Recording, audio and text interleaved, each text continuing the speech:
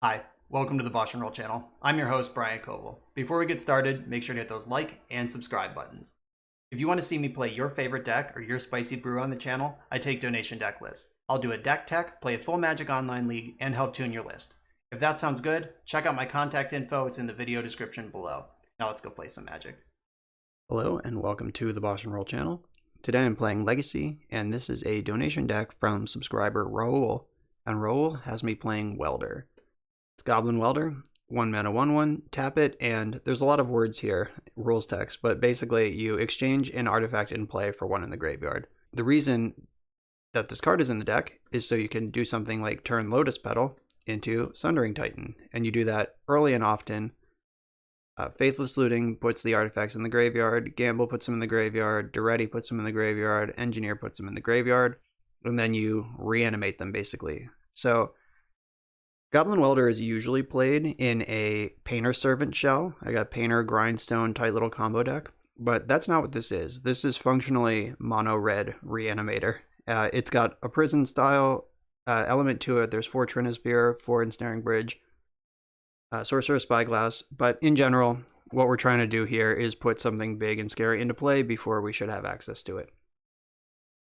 And the one point of tension I can see right away is that there's 4 Ensnaring Bridge in this deck, and the only ways to win the game are attacking with giant creatures, which isn't a huge problem because Welder, Engineer, and Duretti can all sacrifice Ensnaring Bridge when we're ready to attack, so I think it's fine. I'm going to play it as is, but I can see where that might cause some tension. The sideboard has some red stompy kind of stuff. We just got a bunch of Blood Moons, Pyroblast, Sulfur Elemental for Death and Taxes and Monk tokens, and then a bunch more artifacts for whatever ails you. I hope Aligned Hedron Network comes up at some point because I'm excited to cast this card. I've never done it before, but it seems sweet. So let's get into this, see if we could put some big artifacts into play before our opponents are ready to answer them. I'm on the play in round 1. I've kept this hand. It has a turn 2 Trinisphere. It doesn't do anything on turn 1, unfortunately, but it's actually kind of hard to do things on turn 1. So I will play my basic mountain, hope they think I'm burn, and then jam my Trinisphere on 2. A Trinisphere on 2 is a lot worse than a Trinisphere on 1 because now Daze is a card that could have Spell Pierce. Like, there's just so many things they could do right now. They could like Brainstorm in response and find the counterspell. Ooh, or I could just get Thought Seized. Yeah, whatever. That sucks. So that's another thing that, like, if I had this on 1, would have been a joke, but instead I'm gonna lose it. I guess it depends, like, if they just have Force of Will in their hand, but they would still take Trinisphere. Like, taking Duretti doesn't matter because they'll still have Force of Will on turn 4, and they might as well interact on this turn.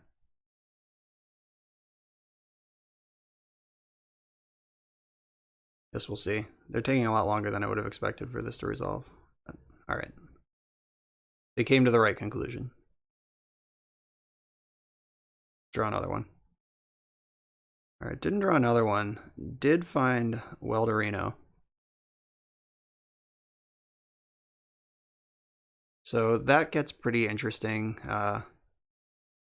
Would have been nice to play that on turn 1 so they would have had to answer it or deal with my Trinisphere, but they couldn't do both. But I have Duretti lined up for next turn, and now Welder is in play. So just jamming threats onto the stack and hoping that they run out of answers before I run out of threats is the name of the game here.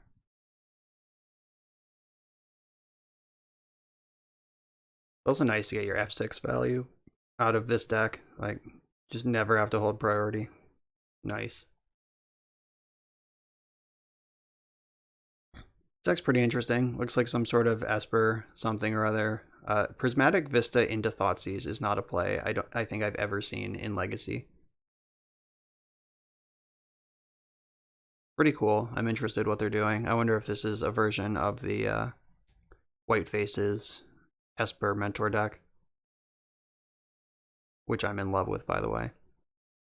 We could get him to Taract here. They hit the Duretti. That sucks.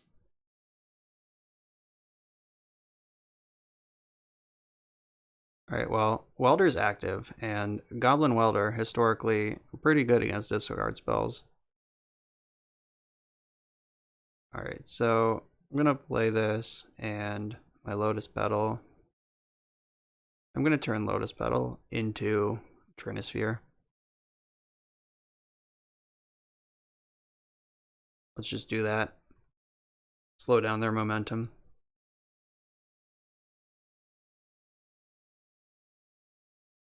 Yeah, it really sucks that they hit Duretti. Like, that would have been an easy jam. So they can play Mentor, but I can go Hellbent and Weld Ensnaring Bridge into play as well. And Mentor is not great when you only get one spell a turn anyway. I guess, like, Teferi would be kind of obnoxious here. There's plenty of good cards they could have. Like, Esper. I would rather be on the Esper side of this matchup. Oh, Jesus. There's Stoneforge Mystic. Stoneforge Mystic is historically phenomenal against this sort of deck,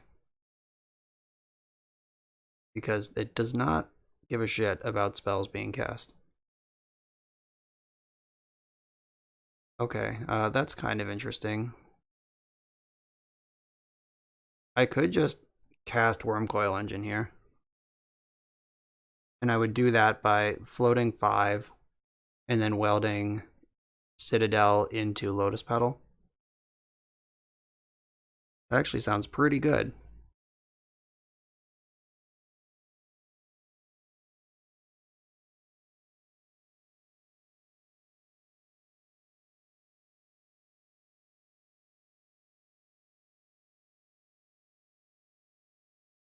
Alright, let's do the thing.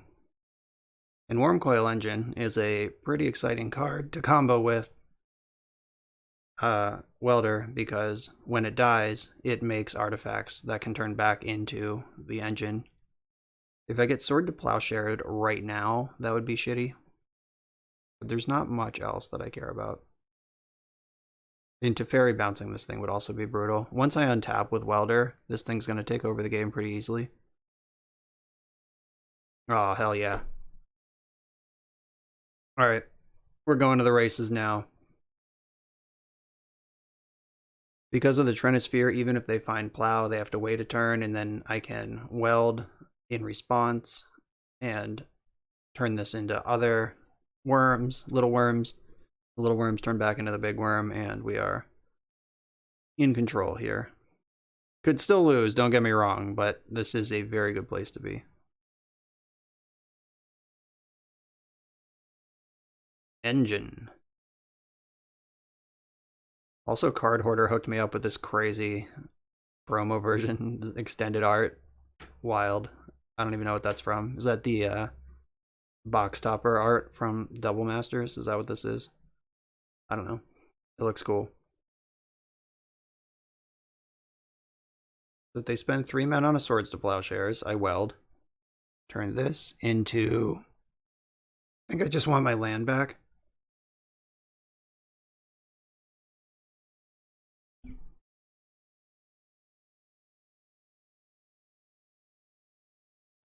Yeah, so they're locked under the Trinisphere. They can't double spell. They can't mess this up. Yeah, they're just dead. All right, chugga chugga. We got our threat thought. We got our Lockpiece Thought Seized, and then our threat Hymn to Taract, and still just easily won because Goblin Welder is busto. All right, so we saw several Prismatic Vistas in the deck, which makes me think that Blood Moon is not really where I want to be. Stoneforge Mystic. I don't know if that rules out Monastery Mentor in the deck, but it definitely tells me this is not Whiteface's Esper Mentor. It is a different Esper deck. Looks like it's just 2012 Esper Stoneblade. So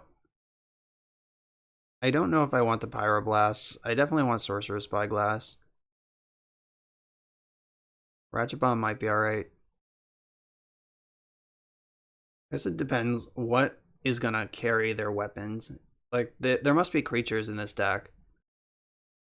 Like, you can't play Stoneforge Mystic, really, as your only creature in a whole deck. So, do I think they're gonna have, like, True Name Nemesis, where this is useless, or do I think they're gonna have Monastery Mentor, or, like, Lingering Souls, or something where, more like that? Let's see. I don't think Platinum Angel is actually going to be good in this matchup at all. They're going to have a lot of removal. That's not what this game's going to be about. It also doesn't kill very quickly. If they bring in Graveyard Hate, what the hell am I going to do? I guess that's what the Ratchet Bombs are for. So those have to come in. I think I can go skinnier on the Ensnaring Bridges, because they're a control deck. They're not going to have as many creatures as me. So I think that's a reasonable pivot. Alright, I'm just going to do this. I'm going to leave the Sulfur Elemental in the sideboard for now.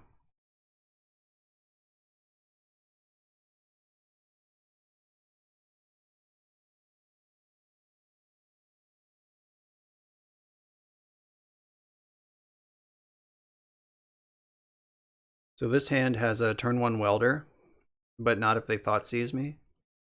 This hand is very dead to a Null Rod. Like, Null Rod doesn't do a whole lot against the deck, except the artifact lands, and I have 3 of them. I'm going to keep this hand, though. Like, this hand makes Hymn to Tarok a huge liability. If I stick this Welder, they basically can't him me, because then Wormcoil Engine comes into play. And decks like theirs are built on Hymn to Tarok. Like, that's kind of the point of playing a deck like that. And if you're... Welder just makes that so dangerous. So I'm in for this.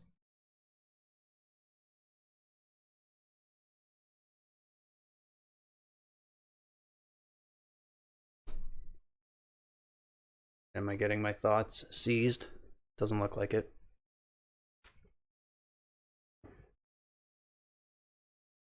Alright, so they are holding up basically anything like Swords to Plowshares, Fatal Push, all these answers. But let's make them have it.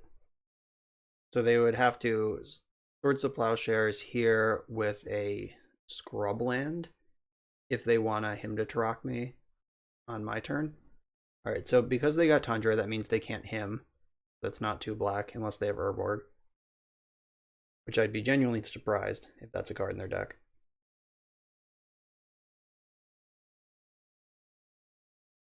And every Swords to Plowshares they point at Welder is a Swords to Plowshares that's not pointed at this Wormcoil Engine.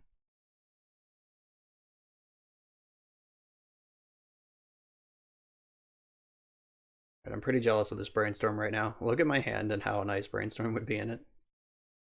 But what are you going to do? I chose to play mono red. Ancient Tomb is my best draw. Or, I mean, Lotus Petal would also count, but I'd prefer Ancient Tomb. Like, something to get this Shrinisphere on the stack.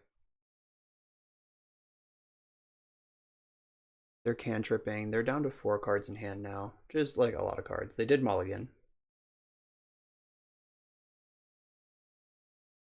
And those 4 cards are going to be perfect because they've brainstormed and pondered. Did not shuffle. Show me the Ancient Tomb.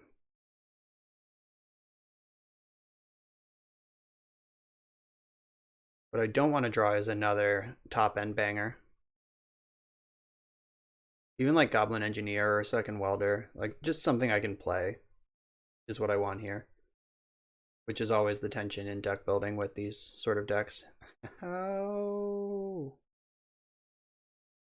Always shout out the name of the card you want to draw, and it will come. If you've learned anything from my channel, I hope it's that. So now they have to force this. I don't think they're going to have Daze in this deck based on the cards I've seen, so I get to cast Hymn to Tarok, basically. Hymn to Tarok, Force Pitching Force, deal. Okay, let's see what the follow-up is. If it's Stoneforge Mystic, could be in some trouble. Yeah, basically now it's just going to be, can I produce something relevant before I lose?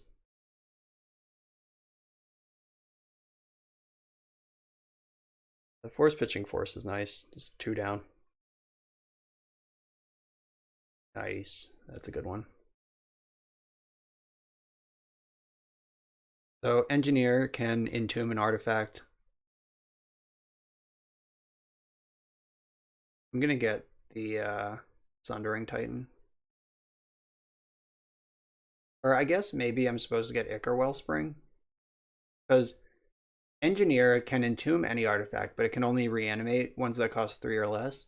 So do I get Ichor Wellspring and settle into this grindy game? Or do I just entomb the Sundering Titan? I think I'm going to do the Titan. Yeah, I'll dump the Titan because then Duretti off the top gets me a Titan and destroys all their lands. So I'm fine with that. Maximize the upside. And Engineer already has Trinisphere in the graveyard from the counterspell, so I have something I can weld for profit.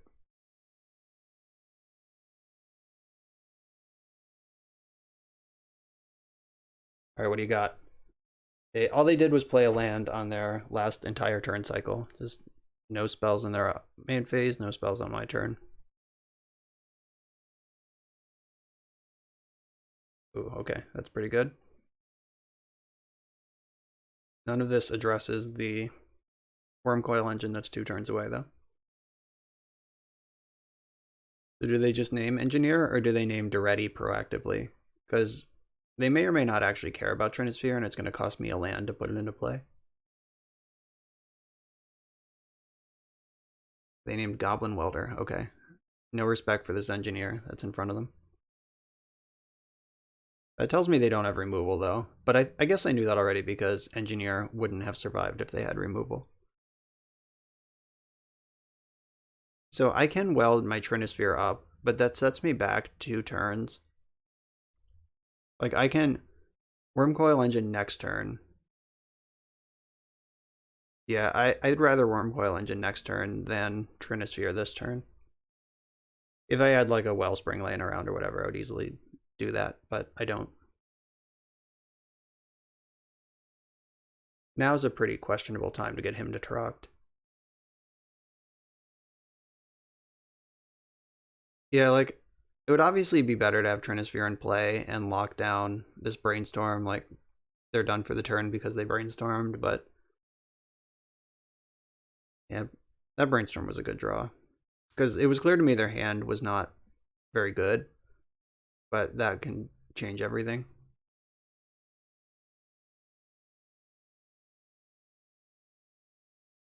Alright, yeah, I'm gonna just cast Wormcoil Engine.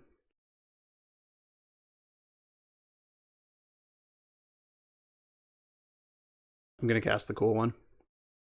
Because it's better that way. This one is better. It is a fact.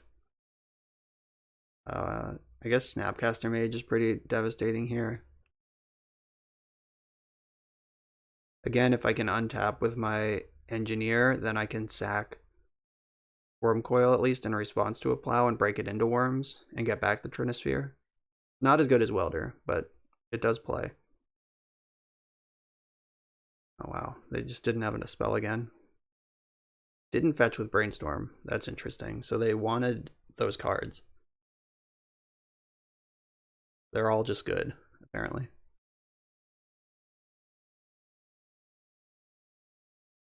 Yeah, look at Goblin Engineer for a second. Like, Goblin Welder costs 1, taps for free, and flips anything on either side of the board. This costs 2, costs 1 to activate, only gets back a 3-drop. It does have an Entomb built in, but, like, reverse power creep. Goblin Welder was just so good the first time around that this card is much worse. Though I've done good things with this card in Modern in Urza decks, so I'm not mad at it. Alright, the Ponder did not shuffle. Alright, no shuffle past the turn. Again, interesting.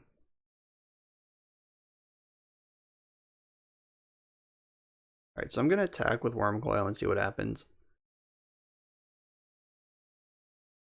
I'm going to put a stop during during end of combat.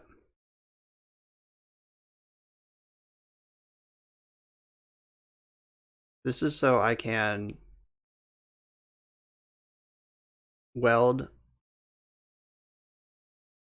land into Trinisphere and then cast my other Wormcoil. Alright, so end of combat. Trinisphere. Weld. I guess it doesn't really matter. It's not like Blood Moon where they can float mana. Like, shit just is still expensive. If I didn't have the second Wormcoil, I wouldn't make this play. I would protect this one from Plow with the the engineer, but having the second one is pretty dope. Okay. Get an exile effect. You got it.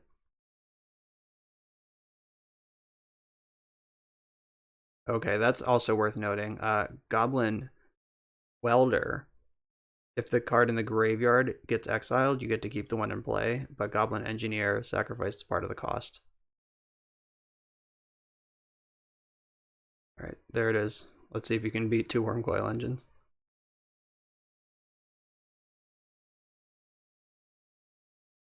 Okay, sure. That's a powerful card. Normally against certain aspects of the deck, but this is not one of them.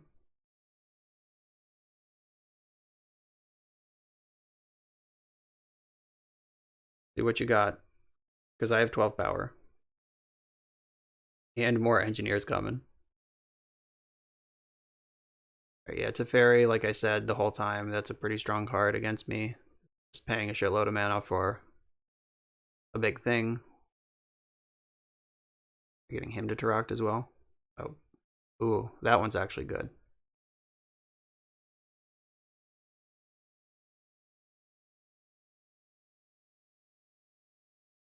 Okay, what do we got? Ready. Okay, so that actually kind of sucks because they have the Containment Priest, or else I would just jam Sundering Titan into play. But yeah, I'll just attack them. I'm gonna go face. I don't care about Teferi. I don't have instants in my deck anyway.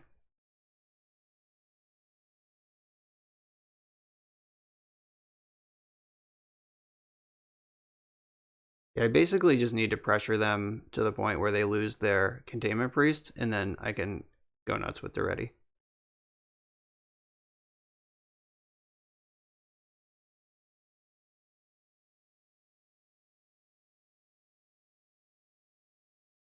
All this extra life from the Worm Coils has been a lot of fun with the Ancient Tomb. Like, I've tapped Ancient Tomb almost every turn this game, and I'm still at 25. So something like Supreme Verdict at instant speed in combat would be a little bit lame, but I would still be left with 2 worms, and that would let me Duretti because Containment Priest would be gone. Ooh, are they going to forget to activate Teferi? Yep. Didn't even plus Teferi. Who needs it? Okay, so I'm gonna cast Goblin Engineer. I can entomb something else and then immediately reanimate it. So I think the Ichor Wellspring is what I want here. Because creatures can't come into play anyway. Yeah, Ichor Wellspring, and then I'm going to attack with all of my worms, and whichever one they block with True Name Nemesis. Like, I guess if they try to just bounce off Worm Coil, I'll ignore it, but if they try to eat one of my smaller worms, I'll just turn that into Ichor Wellspring. Another Containment Priest. My priests are so contained.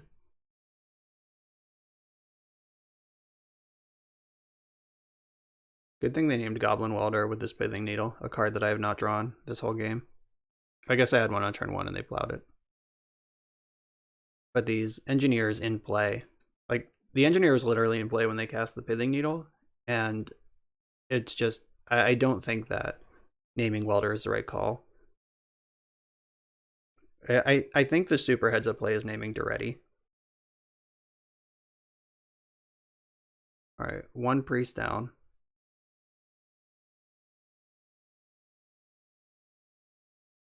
That was gonna die anyway, so I'll just turn that into a card, and then I can turn Ichor Wellspring into more cards as the game goes on. I could also cast Duretti right now and start looting. Duretti comes in on 3, goes up to 5. Yeah, I think that's fine. Like, I'm just going to maintain pressure here. Because I can't reanimate anyway. I guess I could sack Ichor Wellspring and get back Great Furnace, but that doesn't actually do anything. Discard up to 2 cards and draw that many. Yeah, I'm going to discard both of these.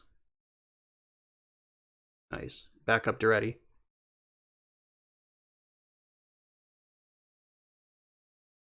Trying to think of how I lose this game. Like, Umezawa's Jete on True Name Nemesis doesn't really do anything. Supreme Verdict is worse for them than it is for me.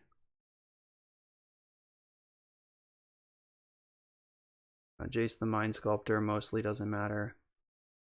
I guess they could slowly get control of this board and just hide behind True Name. That is something that could happen. But I can gamble for Ratchet Bomb and clear out the Priest, and then Sundering Titan comes back and blows up their ship. Ooh, they brainstormed with Jace instead of bouncing Worm Coil. That's really nice. Unless they find Swords to Plowshares, then it's really bad. We'll see.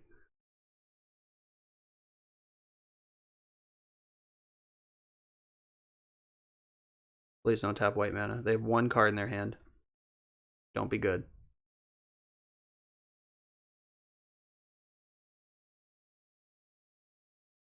Oh, they have something. Oh, they had the plow. That's so fortunate for them. Okay, well, I have Duretti in play. Gamble in my hand. So I think I want to gamble first. I want to get Ratchet Bomb. Though Ratchet Bomb will get bounced by Teferi before... let's check the deck. Because I can gamble for anything. It doesn't have to be an artifact. It's just better if it is an artifact, because then I can reanimate it. Guess I could just get Combustible Gearhulk and hope it ends up in my hand. Like, that's also reasonable. 1, 2, 3, 4. So I'm like a 1 in 3 to keep the card or 2 out of 3 to keep the card I want. Let's gamble. No gamble, no future.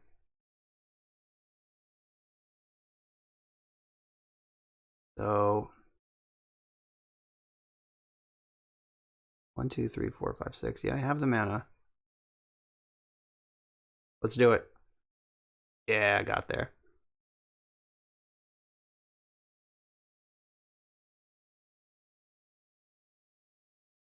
Boom. I guess I should have left up red mana. That was bad.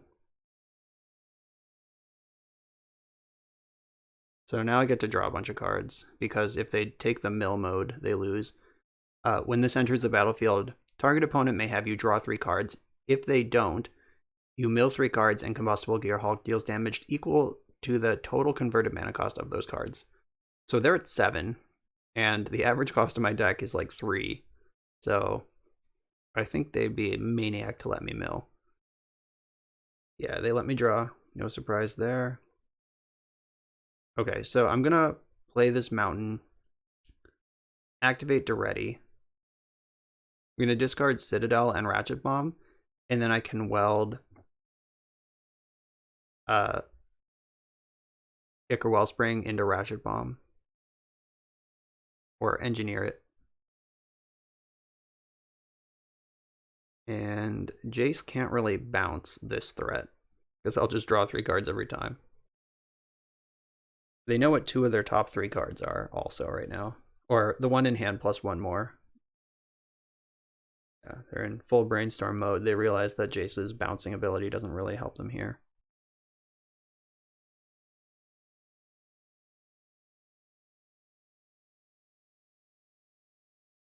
Outcaster is really good. Probably going to target Plow, and I'll just weld whatever they target. The Combustible Gearhulk, I imagine.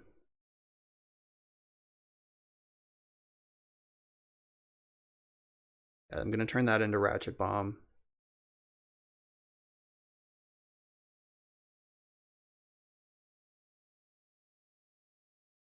Ratchet Bomb. Gear Hulk. Having Gear Hulk in the graveyard is more, like going long is more important than drawing an extra card right now.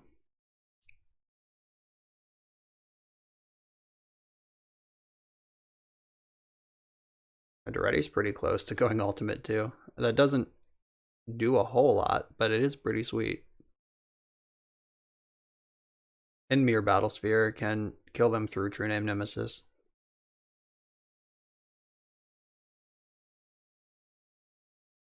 It can also just like snipe planeswalkers off through True Name Nemesis. That's pretty sweet.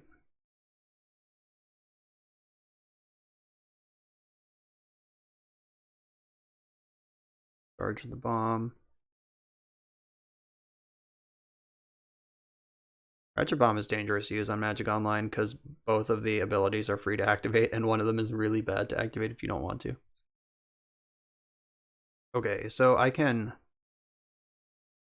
blow up Pithing Needle right now and play this Welder, which I don't actually want to do.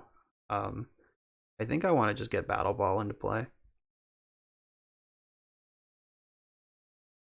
Yeah, I don't really have attacks right now. I can activate Duretti before I do anything else. Ensnaring Bridge and Goblin Welder can both go away. Yikes, that's a lot of lands.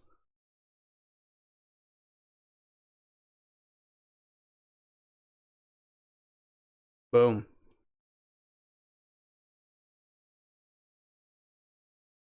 Battlesphere. Do I still have a Trinisphere in my graveyard? Or did it get exiled somehow? Did I have a Trinisphere at all this game? Yes, I did. It got exiled somehow. How did that happen? Oh, Cling to Dust, that's right. Oh, they still have Cling to Dust in their graveyard too, so I gotta watch out for that. Actually, them having Cling to Dust in their graveyard, and they don't currently have 4 mana, that makes me kind of want to activate one of my Welders right now, or one of my Engineers. Though I have nothing to engineer, so never mind. I think Teferi's going to have to bounce this Ratchet Bomb or else they just lose. And then Teferi's gone if they do that, but draws extra cards. This game's been pretty good for how rushing my board presence has been. And they're dead in 2 turns to the Battlesphere, regardless of if they can keep my other things out of the graveyard. Alright, remembering that they have Cling to Dust actually changes the math a lot on what they really need to care about. If they'd remembered to activate Teferi that turn where they didn't plus it, it would be able to bounce something this turn without dying. So that was a pretty huge cost. And obviously you want to activate your Planeswalkers. That's important. But like with Teferi, especially, it can feel like, oh, he's on 1, he's never going to get up to 4 again, but you never know when a game's going to go long.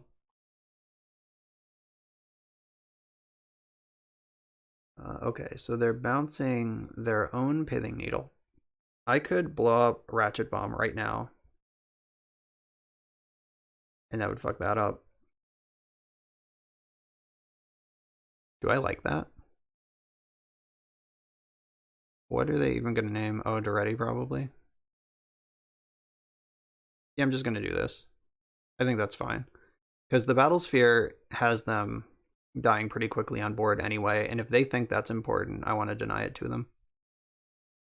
Like these Engineers flipping my artifacts around, especially now that I have 2 of them, so I can play around Cling to Dust a little bit. Alright, they packed it up. GG. So I'm on the draw in round 2. I have a turn 2 Trinisphere, but turn 2 Trinisphere on the draw is a lot worse than turn 2 Trinisphere on the play. I also have no red mana to go with all of these red cards in my hand. Though, I'm going to try this. Let's do it. Whatever. Could have some Heart of the Cards.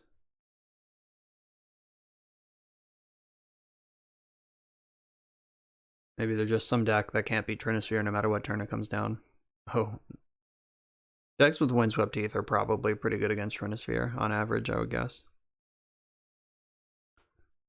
Oh, this is Enchantress? Interesting.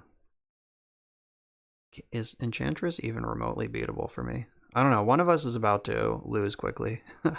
I'm excited to find out who it is. Like, they have Utopia Sprawls and Wild Growths and Sarah Sanctum and ways to pull ahead on mana, so I guess if I pinch them off before they get there, but if they play Argothian Enchantress this turn, thinking they're going to play a bunch of 1-drops next turn, Trinisphere could be a huge punish. Yeah, there's the Enchantress, so let's hope we can just block them out here. I am also going to need a red source sooner than later. Would really like to have that on the play. So even this Enchantress wouldn't be in play yet. Miri's Guile is pretty strong too, so they don't need to rely on cantrips to hit their land drops. So this is going to slow them down a lot. Alright, red source. My kingdom for a red source. Alright, they did find the third land, so they can at least play a spell. Ooh, Destiny Spinner. A creature, no less. Come on, red source. I'll take it.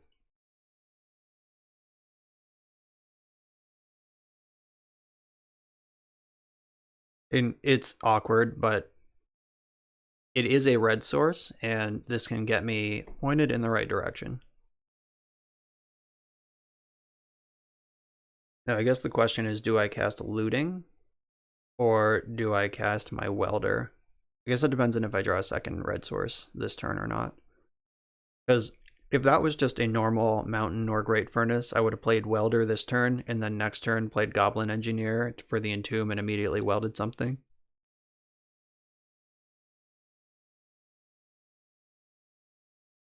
This is starting to get dangerous. Oh, they have the Sanctum. Jeez, yeah. And Rest in Peace. Yeah, we're done. Yeah, that is, that is. Alright, can I even do anything? The Rest in Peace really is just a hearty GG, I think. 1, 2, 3, 4, 5. 5 mana. I could put this Engineer into play, and it doesn't do anything. I'm actually just going to concede.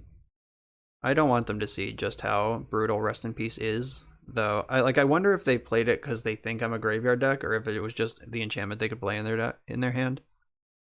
But either way, no good. Alright, so Ratchet Bomb and Meteor Golem coming in. These are my things that can destroy permanents.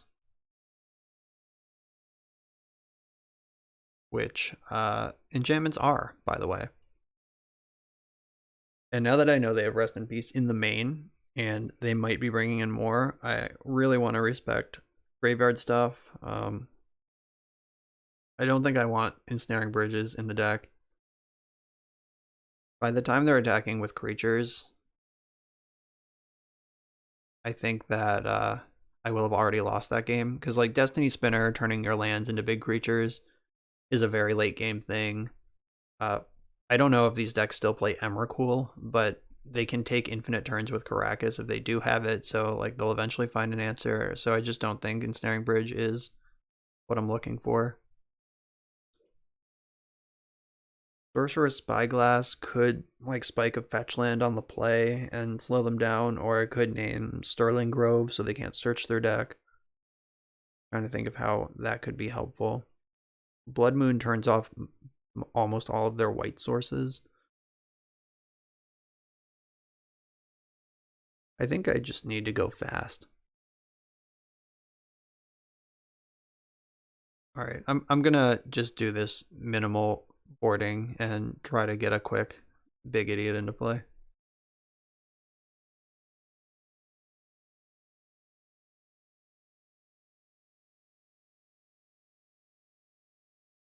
This hand is a keeper. I have a turn 1 cantrip and a bunch of Durettis, and like Duretti is the fastest way to win a game. Even have the artifact to enable Duretti.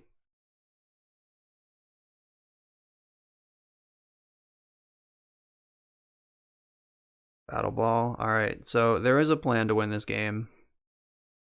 Gonna need my 4th mana. Yeah, they're pulling ahead on mana over there as well.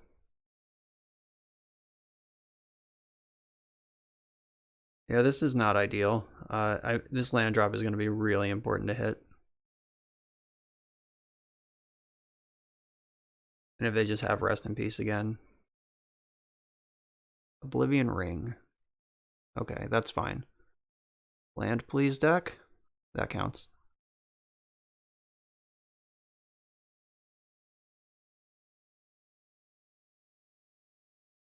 Alright, Duretti's in.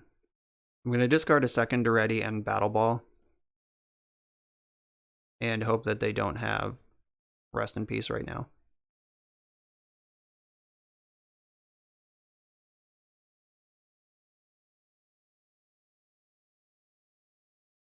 Alright, here we go.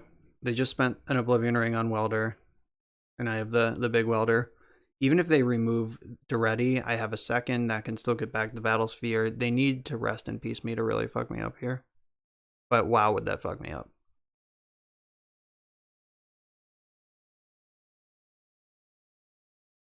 Come on. Well, I think we're dead. This deck is really soft to Graveyard Hate. I guess I can hard cast monsters. Like, I am pretty close to doing that. So I gotta dig for a hard cast monster. Alright, there's one. Go get him, Wormcoil Engine. Turn the corner. I'm keeping this Lotus Petal in my hand because I think it'll be better as a Duretti card next turn. Though I have very little faith that this random beat stick is going to be able to beat Enchantress at 19 life. They're very good at not dying to creatures. Especially with the whole engine online. They have the Enchantress, they have Serra Sanctum. They're shredding through their deck here.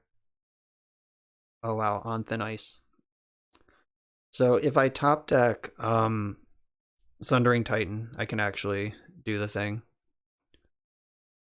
I can blow up that forest and get my Wormcoil back. But that is a 1-of in the deck.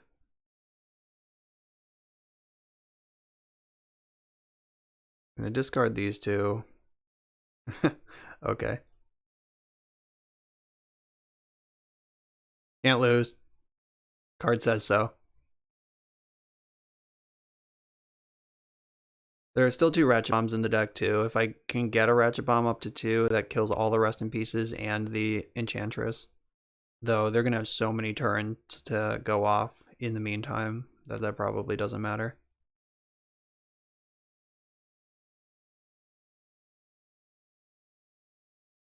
Uh-oh, now they have a 2nd Enchantress. Yeah, we're very, very dead. Oh, they just passed all that floating mana? Are they somehow out of gas? Whoa, I drew the Sundering Titan. That does not seem like a super likely thing to occur. But here it is. Oh, it costs 8. Good thing I have this. I haven't cast that card in a while. Okay, so I'm going to destroy this forest, this plains, and this mountain. I do 1 of each. And then attack with my Platinum Angel. Are we doing it? Are we somehow doing it? Why are we doing it? Alright, and activate Duretti. I have nothing to discard, so it just goes up in loyalty.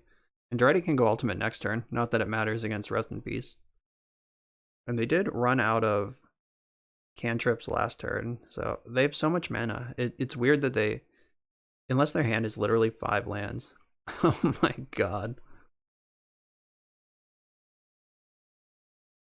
Alright. Count it. They hit their fail rate, and we got to go nuts because of it. So I'm thinking Blood Moon might actually be good because the Serra Sanctum is pretty important. They don't play a lot of white lands, and Now that I know straight up that they have 4 Rest in Peace, I'm less interested in Faithless Looting, and I guess Sulfur Elemental can also attack, so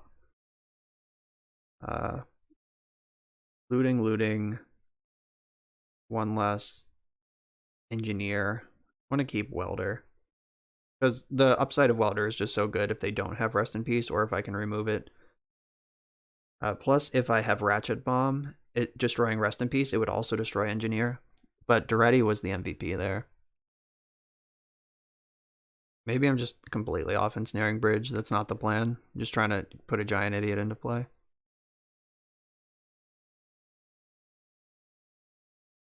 On the draw, do I even want Trinisphere? Yes, I guess it is always pretty good. Oh, did I board out too many cards? Didn't bring enough in. Alright, I'll bring my Spyglass back in. Yeah, let's do this. Yeah, just casting the top end, ignoring the whole reanimation is not bad. This is a mulligan for sure. I'll keep this. Needs a red source, but what else is new? I'm gonna ship one of the Durettis.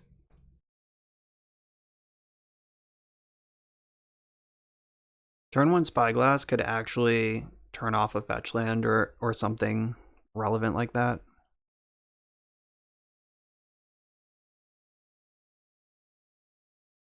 Oh, Meteor Golem.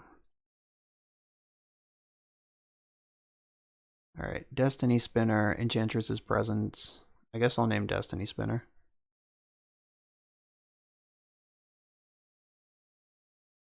It does have an activated ability.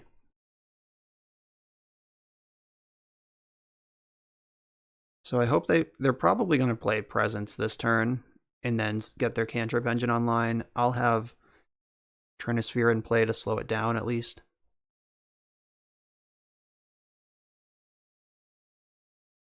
Come on, red source.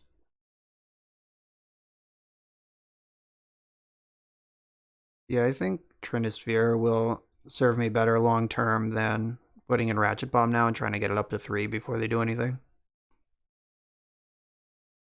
Look, they don't have white mana right now. So this double Ancient Tomb and them having Destiny Spinner is rough. This is also rough. So I could go to 10 to get Ratchet Bomb into play. I don't think that's worth it. I'm going to lose this to just 2-3 beats.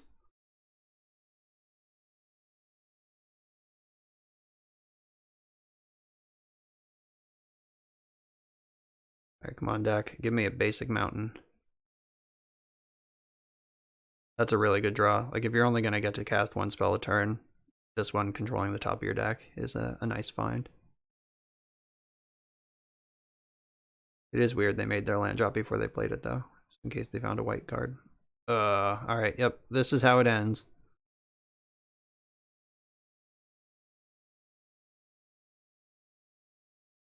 Okay, if I go to 8, 6, 4, then I can't. Yeah, I'm just dead to this Destiny Spinner, even if I cast the Ratchet Bomb to remove it. I needed Duretti last turn. Now they have white mana, too. Alright, that's gonna do it. They hit their fail rate in game 2. I hit mine in game 3, and they won the normal game we played, where we both did what we wanted. Okay. Okay. Unexciting. Alright, next round.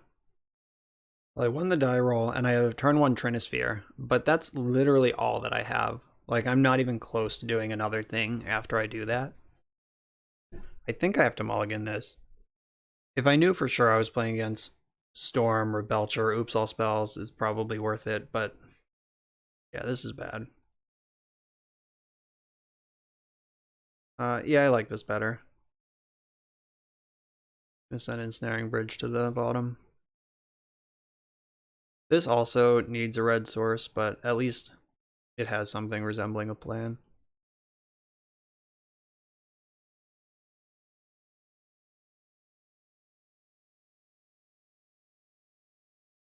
Alright, so I think I want to put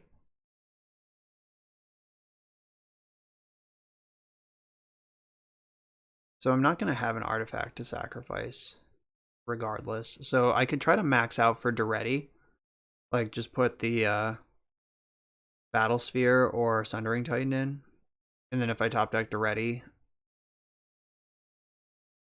that gives me that option. Or I could get the Ichor Wellspring. Yeah, I think given the texture of this hand, I have to play the control deck.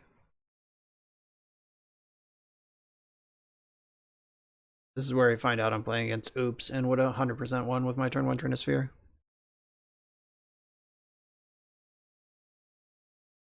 A Verdant Catacombs, huh?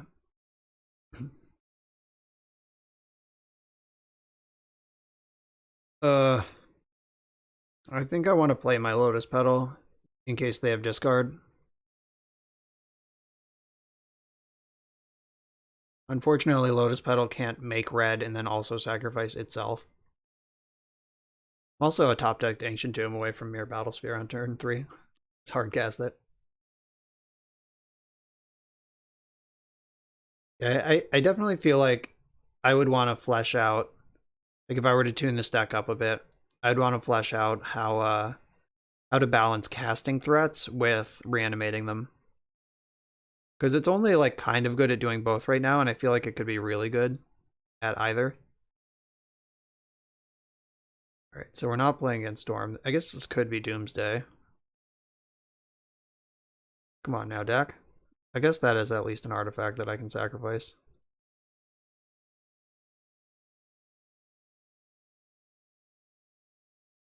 Can't imagine they would force a will that.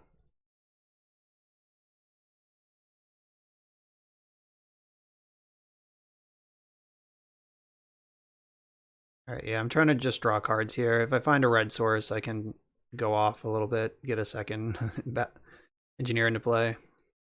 Or I can just draw another top-end monster. Alright, but now I have this engine online with the Ichor Wellspring. If I draw a Mountain or a Great Furnace, I can just draw an extra card every turn.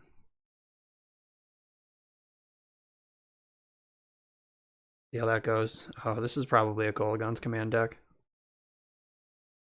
Oh, Punishing Fire, just as bad.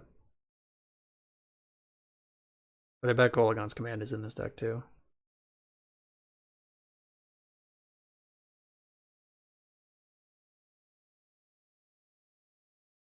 Awkward. I guess I can't really concede yet, though I would kind of like to. Because Welder is so powerful that if I can get it to stick, but I'm playing against Grixis with... Oh god. Yeah, okay. I give up. And they have Dak Faden in their deck. Great.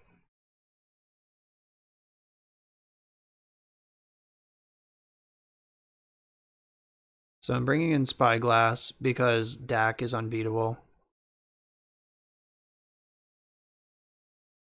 I might want some number of Red Blasts, though I'm not sure if counterspells are where we're going to have our fights. And destroying Dak, I guess, is something that I should have some access to. I don't know if I need all 4, but some of them should come in. Again, Ensnaring Bridge is the least exciting card.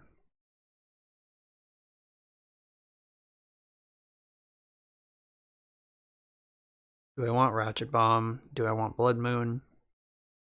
I don't think so. They fetched those basics pretty aggressively game 1. And now they know I'm a red Stompy deck too. So it is kind of awkward, the Blood Moons in the sideboard, because red Stompy normally Blood Moons you game 1, and then they decide if they want it in the sideboard, and then you're going to play around it. So it's like I have Blood Moon, whether I actually have Blood Moon or not. So I could bring in these Ratchet Bombs just for like Strixes and shit. But I feel like this matchup is going to be a complete nightmare, no matter what happens. I guess Pyroblast does kill Strix too.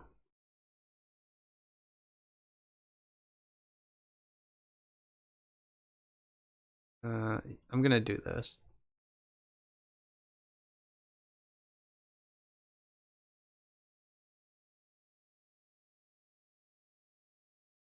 Okay.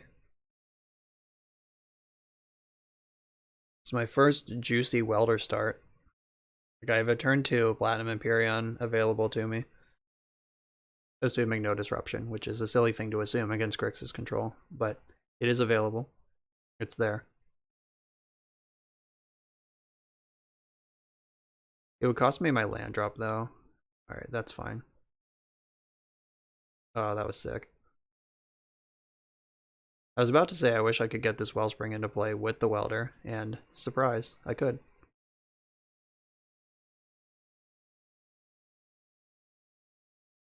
And here's where the Punishing Fires come on. Oh, Drown in the Lock. That's good too. Battle Ball. Okay, so I want to discard Empyrean and this other Faithless Looting. I want to keep Battle Ball in my hand as something I can cast. Let's see if this Engineer can fade removal. I think I want to get Trinisphere here.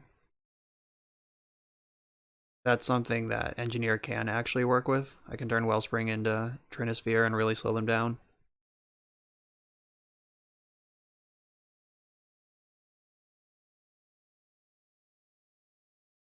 Oh, they're cantripping. They didn't just have the removal in hand this time. They have to look for it. But they tap their red source to do it, which makes me wonder if they're playing Lightning Bolt, which I guess they're probably not if they have Fatal Push, Drown in the Log, and Punishing Fire. I don't know. But though I suspect basically every card in their deck is a removal spell, and I shouldn't be excited about anything. Oh, is this Abrupt Decay? Do you just have every color? Okay, that does at least ramp me. 1, 2, 3, 4, 5. Ancient Tomb? Alright, let's see if I'm dead to Dak Faden. They're gonna laugh all the way to the bank if they just have Dak right now.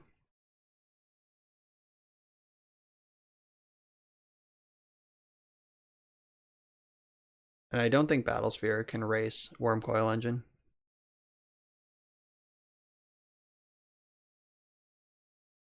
Jace, yeah, that buys time also. Gotta bounce Wormcoil, right? Yeah. So a land gets me Battlesphere, which Jace is not very good at bouncing. I could also just Spyglass and cast Faithless Looting.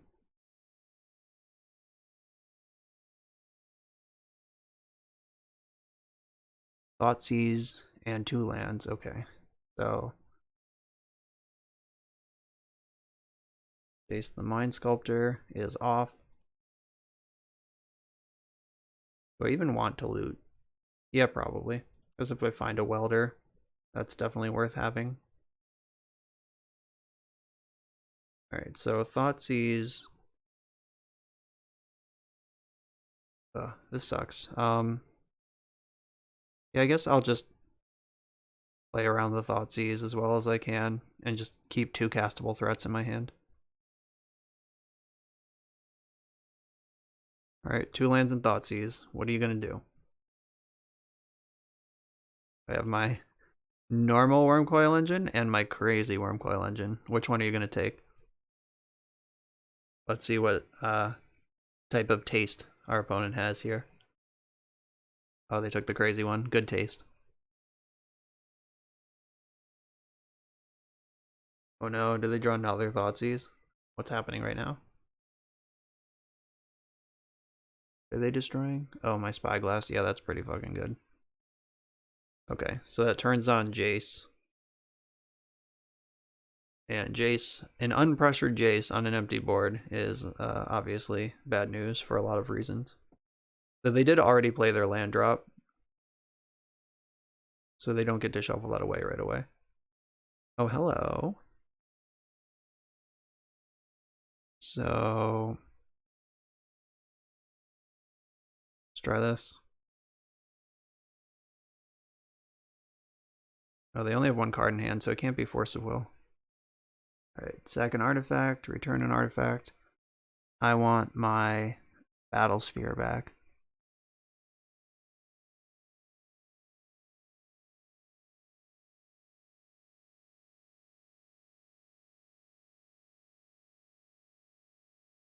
Oh, and I just complimented the deck. They're right, it's very sweet. Alright, Battle Sphere is a pretty sticky threat, though they are about to activate Jace. Oh, they plussed Jace. That's why they still only have one card in hand. Guess I could have Faithless Looting that land away instead of playing it. That probably would have been better.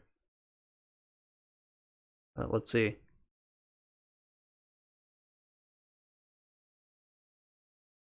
Okay, the drawn Brainstorm to go with the Jace Brainstorm, though Jace might need to bounce Battle Sphere. There's that fetch land from last turn. That's if they Dak Fade in and steal my Battle Sphere. That's shitty. God, it's so tough playing against decks with like actual control over what they draw and different sort of removal and threats and counterspells. I would much rather be on the blue side, but you all know that if you've seen my channel before. Not that I'm not having fun, because I am. That Duretti was spicy off the top.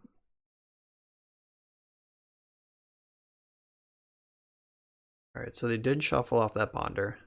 So, drawing Wild. One of the cards in their hand came from Brainstorm, the other is a random one off Ponder.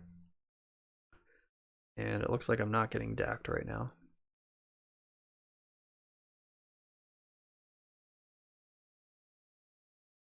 Alright, I'm gonna go to combat and see what happens. Alright, I'm attacking Jace. And I can guarantee that Jace dies even through a removal spell by activating the Battle Ball tap ability.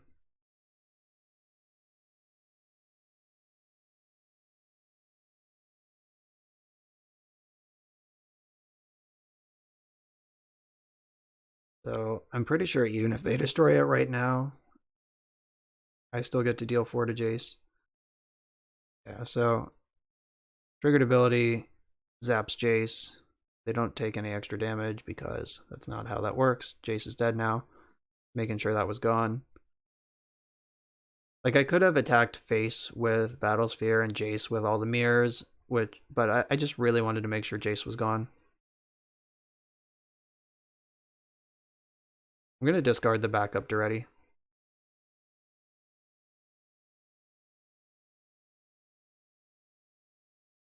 Uh, 1, 2, 3, 4, 5, 6. Wormcoil Engine is now also in play. You're getting a hard cast force. Snapcaster. Do they have Drown in the lock? Yeah, okay. Yeah, that's good.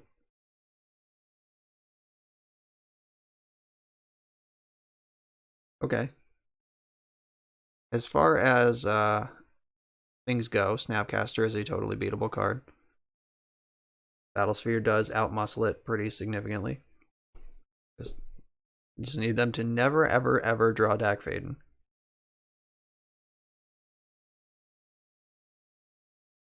Thoughtseize me. Please Thoughtseize me. I'm begging you. This Kolaghan's command would be brutal because I would lose Battlesphere and Duretti right now.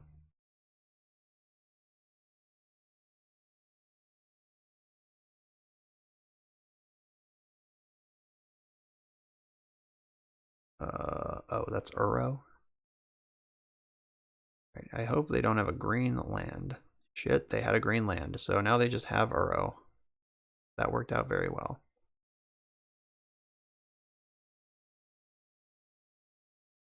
Okay, so Uro is actually hard to race, but I can reanimate another artifact this turn. Yeah, I can just put Wormcoil into play. Oh shit, they had Scavenging Ooze? Damn. They are not playing over there. They have so many hateful cards. So that Uro either drew Scavenging Ooze, which was the perfect graveyard hate they were looking for, or it drew the green land to play the Uro. Either way.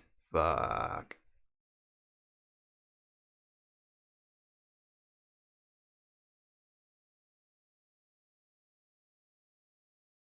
Alright, I think I am going to discard both of these. Because I'm just looking for bangers at this point. I'm going to Faithless Looting before they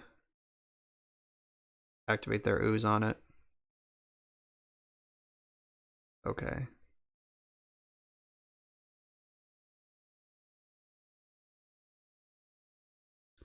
Yeah, I'll get in for $1 billion here.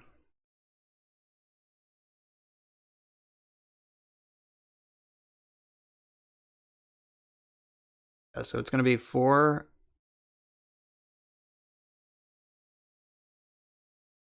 Should be 12 damage if I'm counting correctly. Yeah. They take 4 immediately, and then another 8's coming in.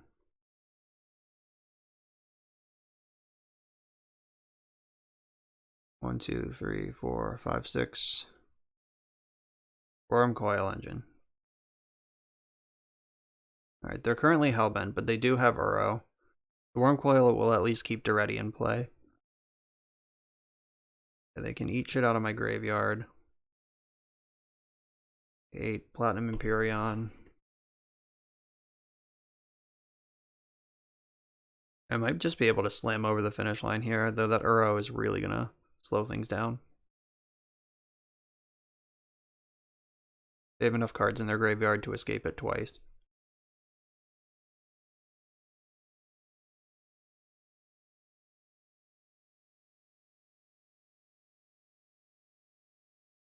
Without the Scavenging Ooze, that would actually be fine, because Duretti could just regrow. But yeah, they have a nice little bit of everything going on here.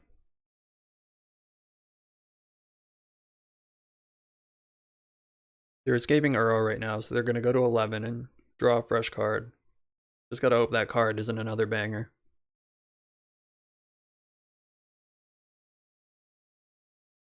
And I am just going to keep pounding with Battlesphere and Worm Coil.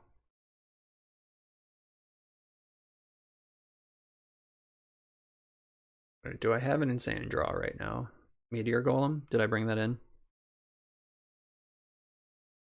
Don't think I brought it in. No, it's right there. Trinosphere. Do you help me? Not really. They have a lot of mana. And I'll still play it second main. Alright, Blast.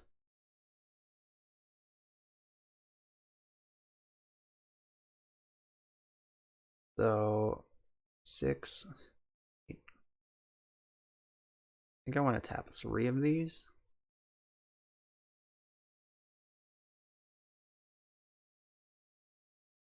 I'm just going to go all the way in. Keep pounding.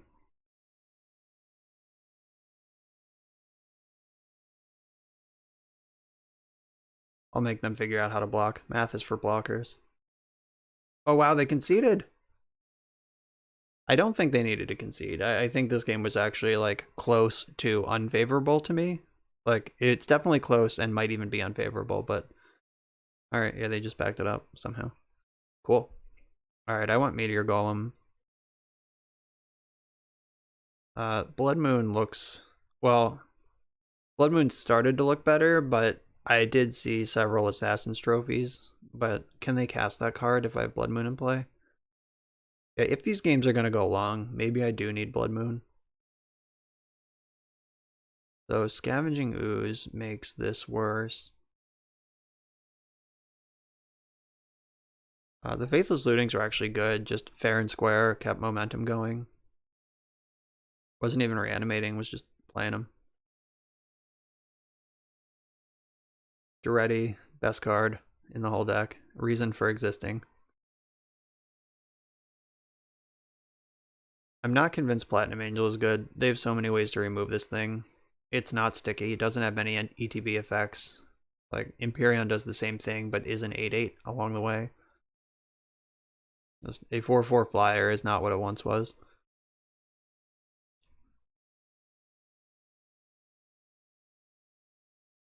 Alright, I think I'm gonna submit this deck.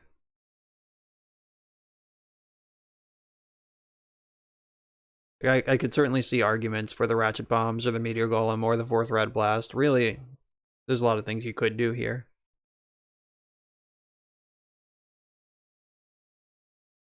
Alright, well, I have Faithless Looting and Welder. I'm going to keep.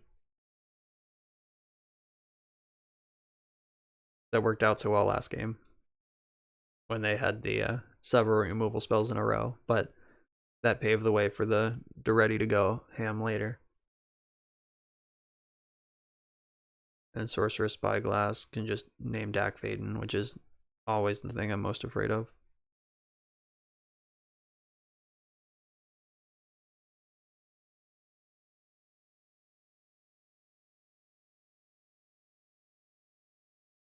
Alright, what do you got? Is Punishing Fire online already?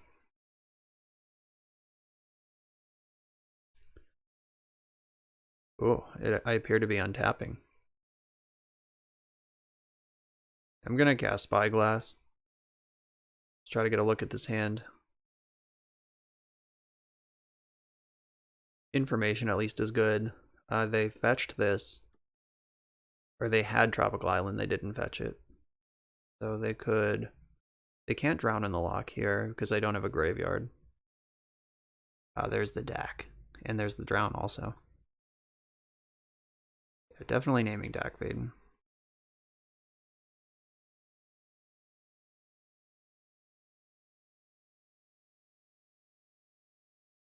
Obviously. But they have Assassin's Trophy in their hand, so...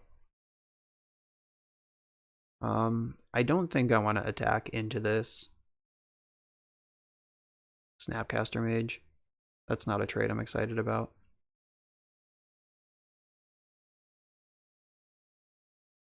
Yeah, that also puts a card in my graveyard for Drown in the Lock. Not interested. See if they just snap off the trophy here.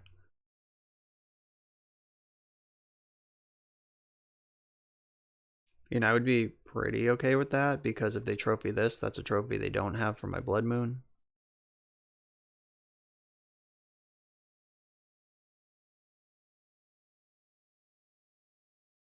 Ooh, they had a basic Swamp in hand but didn't play it. Are they going straight for Dak? Yeah, I think that is a reasonable decision.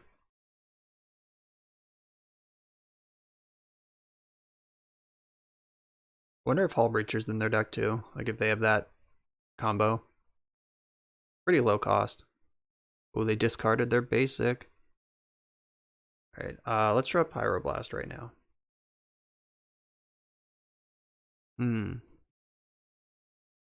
So I can Faithless Looting. Do I want to do that? Like, I can weld Spyglass back up and get a look at their hand. I actually want to do that. I want to see if this Blood Moon's going to resolve, and I want to turn off Dak. I know 2 of their cards in hand. Oh my god, we're doing it.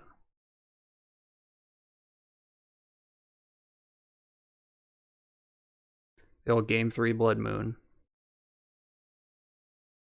Yeah, so their hand is 2 non-basic, Snapcaster Mage, and Drown in the Lock.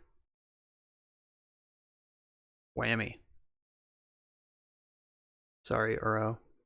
I'm not impressed by you. And I'm going to save this Faithless Looting so I can just pop off all at once with Goblin Welder next turn.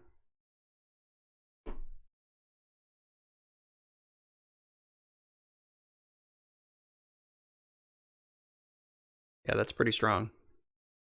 This Swamp in the graveyard. Ouch. I mean, they were trying to get their Uro out. Alright, snuck in there with the Blood Moon in game 3. We'll take it. I'm on the play in round 4 with one of the more interesting hands. I guess I'm going to keep this. It has Looting and Gamble. It doesn't have like an obvious straight line to a reanimation monster or anything, but it definitely has a little more agency than most of the hands would have, with the only cantrip in the deck and the tutor.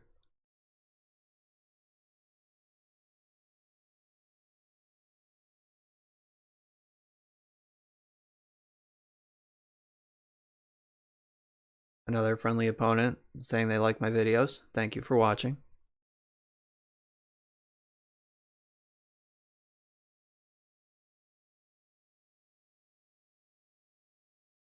Right there on 6. Unfortunately, this hand doesn't hide information very well. Maybe if they watch my videos, they're like mulling like I'm a Force of Will deck or something. I don't know. Hoping for the best here. Try to abuse that extra information. But also, if anyone who really watches my channel knows that like 80% of my stuff is donation list and I could be doing literally anything. They're on 5 over there. Alright, let's hope this faithless looting pays off. I'm likely to just discard the 2 ensnaring bridges. So, ensnaring bridge and worm coil. The classic combo. Yeah, I'm going to discard the ugly ensnaring bridge and worm coil engine. I can spyglass next turn, get a look at what they're up to, and hope that this Maul to 5 is susceptible to a spyglass. This is where it gets oops all spelled. Wait, basic swamp. Go. No dark ritual, no thoughtseize. Yeah, I think spying them is going to do more for me than getting engineer into play. Entomb? Oh god. They just straight up have reanimation business. Okay. I'm going to name Grizzlebrand.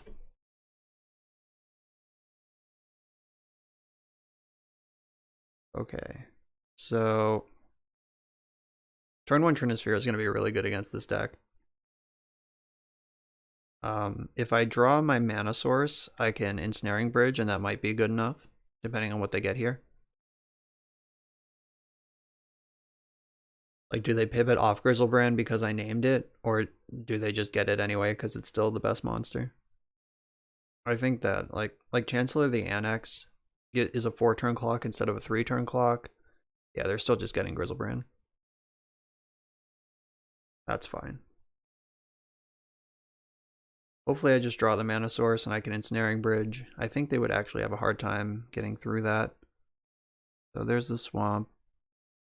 There's the Entomb. They can't really exhume because I discarded Worm Coil Engine. That's funny. Like, have to animate dead. Oh, they're going to take my Worm Coil.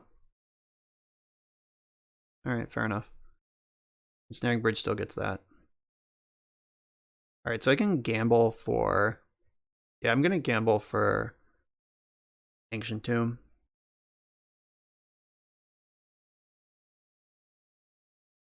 Got there.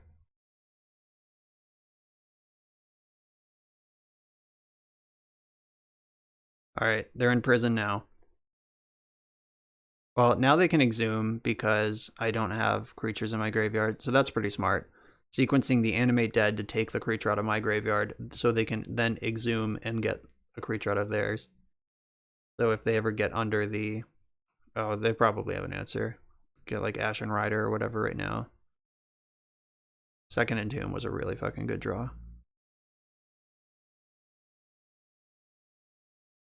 Yeah, there's Ashen Rider. Great. Okay. That is what it is. So I'm going to take 5. Then I'm going to cast Goblin Engineer. Then I'm going to take 10. And then I'm going to bring Ensnaring Bridge back from my graveyard.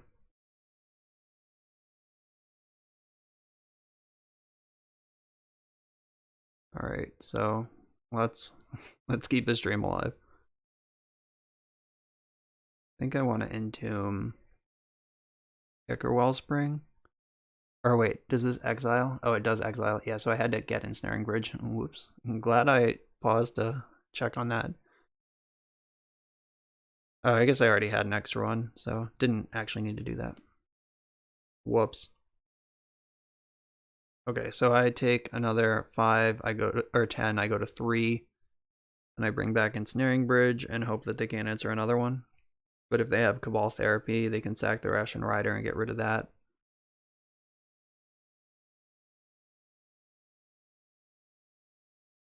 Yeah, that's actually kind of tricky.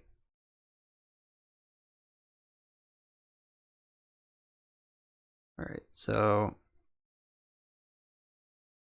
play my Citadel. I think I want to hold on to this Faithless Looting.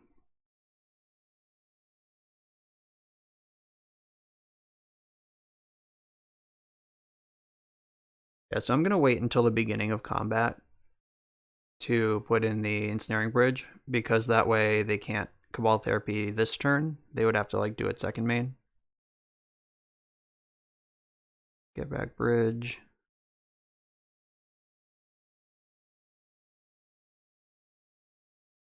Yeah, I'd rather keep my red sources around.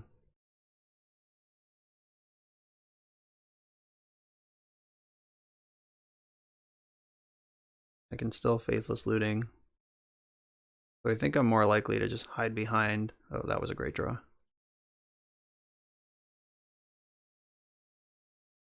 Yeah, I'm not gonna get aggressive with that Faithless Looting and like go to 1. Yeah, with this Welder will open up all sorts of possibilities.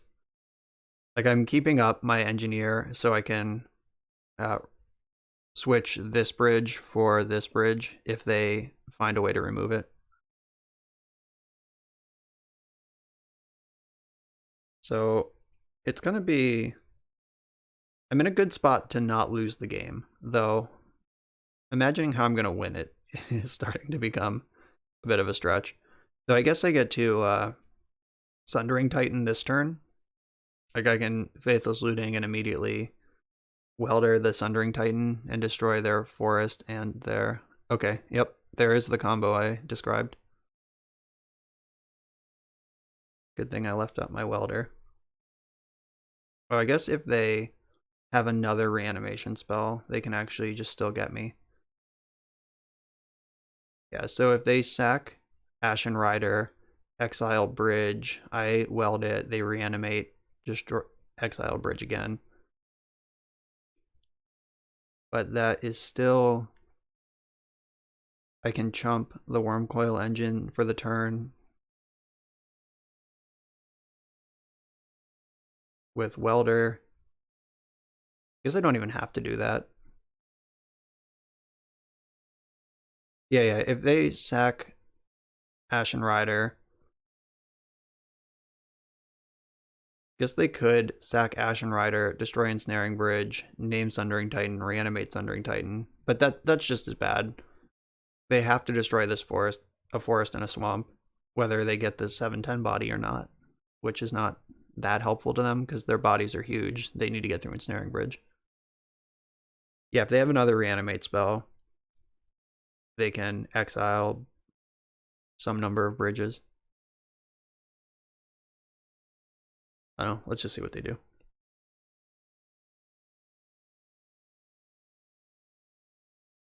All right, so they are exiling bridge. So turn this into this. Then if they have another reanimate spell, I'm going to have to chump with Welder. If they don't, then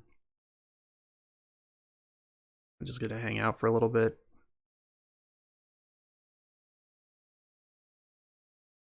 All right, they did not want me to discard Sundering Titan. All right, so that's back. Exiles Bridge. I chump with Welder. The next turn, I can Engineer my Great Furnace back into Bridge. Sucks, but I'm not dead, so I'll take any version of events where I'm not dead.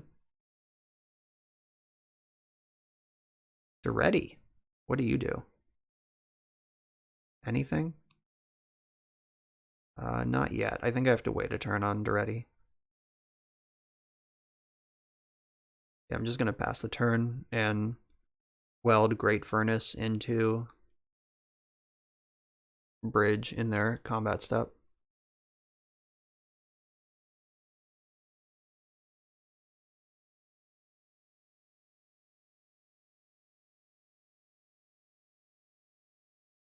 Snaring Bridge. I'm keeping the Spyglass in play because I can't let them have Grizzlebrand. I definitely just lose if they do that. Alright, so Duretti puts me to 1 life. Though it does put the Sundering Titan in my graveyard. Could just get Trinisphere into play this turn. Oh, I can do that anyway. Alright, so Duretti, let's go.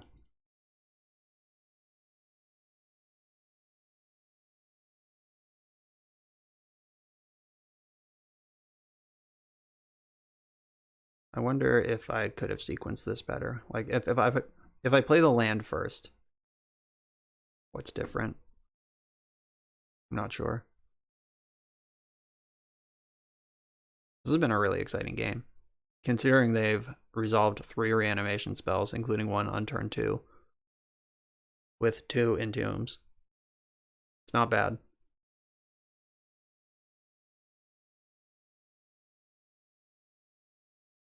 So I am going to discard the Sundering Titan and redraw. That does let them reanimate it, but like I said, that's just as bad for them as it is for me.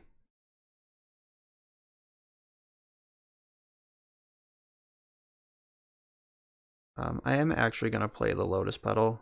Even though it does loot with looting and Duretti, I would rather sack Lotus Petal than Great Furnace to put Ensnaring Bridge back into play if I have to. Okay, so I'm actually going to just shut this game down right now. So put Trinisphere into play now. Then I destroy lands. Then they can't cast any spells.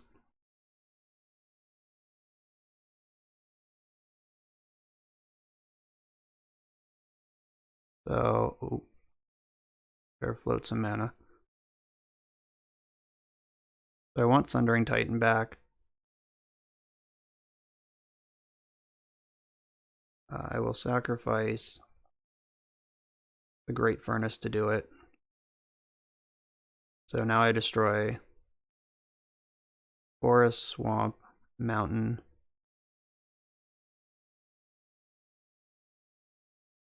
And they're under Trinisphere over there. Not sure where this game is going, but it's going somewhere. I think this time I want the Ichor Wellspring. Or is it time for Combustible Gearhulk? Yeah, Combustible Gearhulk.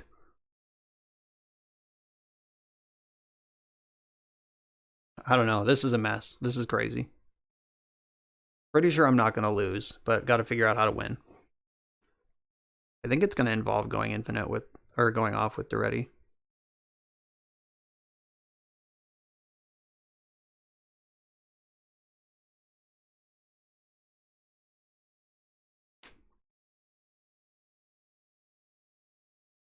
What's in my graveyard? So I can turn Sorcerous Spyglass into a land with my Engineer.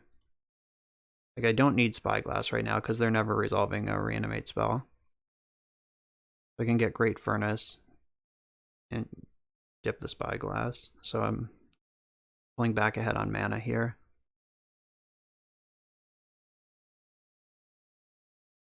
I don't think I want any of these cards.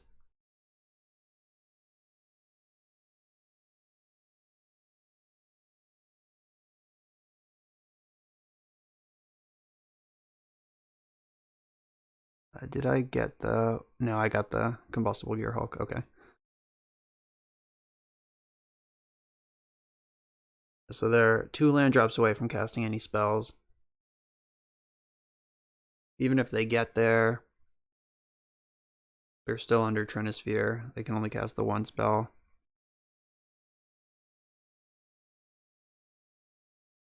Oh, Platinum Angel. Okay. I don't think that actually does anything, but it is certainly there now. You have to be careful with Combustible Gearhulk because they could just let me draw a bunch of cards until they can attack under Ensnaring Bridge. Yeah, I'm just going to keep plussing to ready.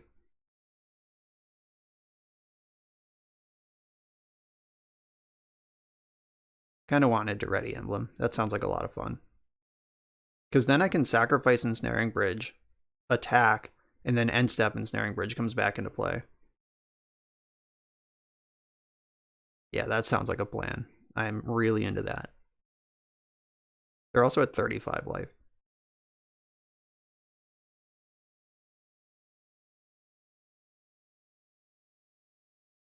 Cleanup step. Cabal Therapy. Okay. Good to know they have that. Yeah, Ancient Tomb is dead. The Ancient Tomb in play is also dead. Okay. I don't think I want a Snack and Ensnaring Bridge in play, but I can... It's actually fine because I can sacrifice that to become a different artifact. And now they need multiple points of interaction to get through it.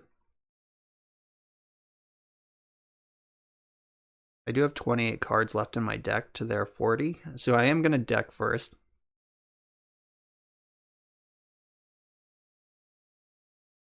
Alright, do I want to bring back Spyglass or a second Trinisphere? I don't think so.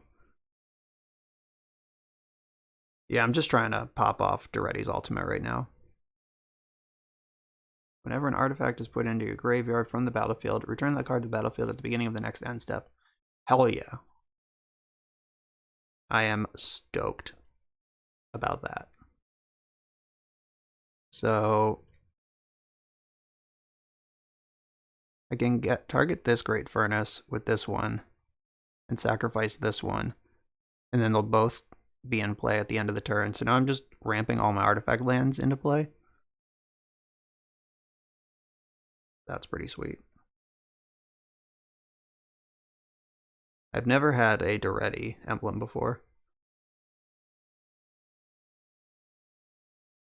Alright, time to figure out what's in this graveyard. Okay, so I can get back my Lotus Petal and my Spyglass.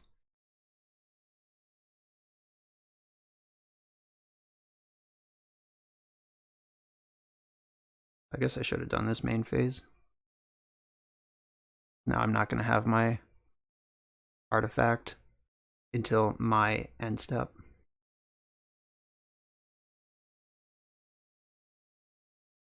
Alright, show me your moves. A whole lot of nothing. I'm going to name Grizzlebrand.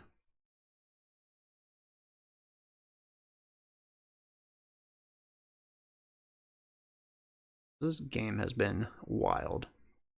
Oh, Tidespout Tyrant also in the deck. That one is a big problem. If they weren't locked under the Trinisphere.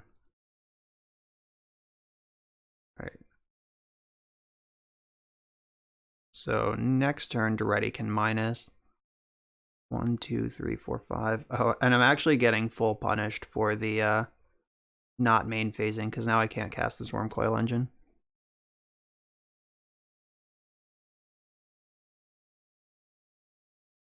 Alright, so this comes back.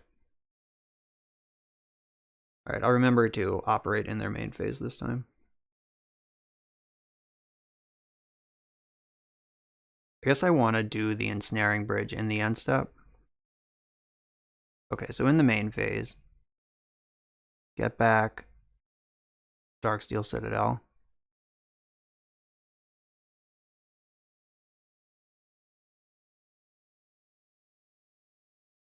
I guess if I attack into the Ashen Rider, how do I actually win? Like, that then dies. Oh, I don't know. That's weird. Alright, in the end step, I'm going to let Duretti resolve. And then get back Lotus Petal, sacrificing Ensnaring Bridge. So now Ensnaring Bridge will come back in my end step. Oh, this is getting crazy. I'm going to attack and then see what happens.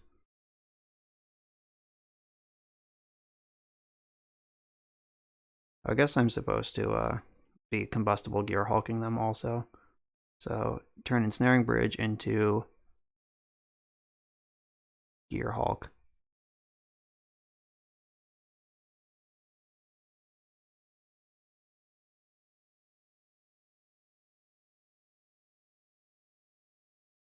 Alright, so if I attack with Gear Hulk, they can block with their Death Touch creature, but then they don't have the creature anymore. Yeah, this, I think I'm okay. Like, they can make me draw 6 cards. Like, let me draw 3 here. They're also at 35. Maybe they just mill the 3. I don't know. I'm definitely attacking, though. It's time to get in. Alright, yeah, draw 3. Platinum Empyrean, that's great.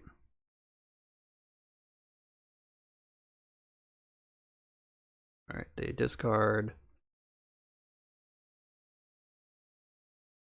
Okay, so if I attack with my 2 creatures, they get to Worm Coil one of them, drop into smaller Worm Coils. 3/3s attack a lot better than 5/6s. The Ashen Rider also dies and can exile something, but I can weld whatever they target into something different. They can also just take 13. I'm okay with that. Alright, Duretti. 21 cards left in my deck. Alright, yeah, I'm going to discard Platinum Empyrean and Lotus Petal. I guess I didn't need to do that. That didn't make any sense. Float mana, weld this into Empyrean. Alright, now my life total can't change. Deals 2 damage to you. No, it doesn't.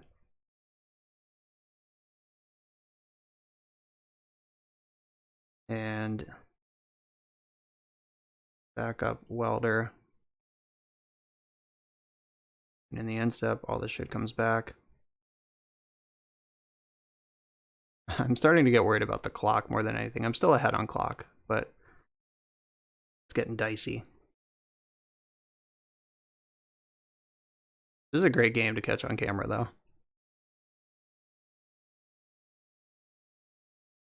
And I guess it's not as exciting as it seems, because, like, they literally haven't done anything for a long time except wait for me to figure out how to kill them.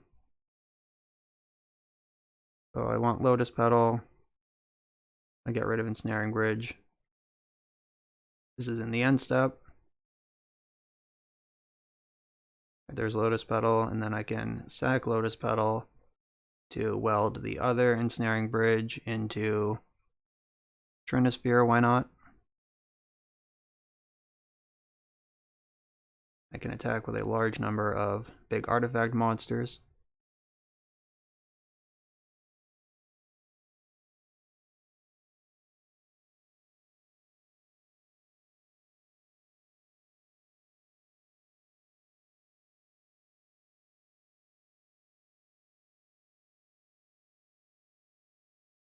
Yeah, the Worm Coil engine gaining 6 life is gonna get me out of range of any tricksy shit with the Ashen Rider.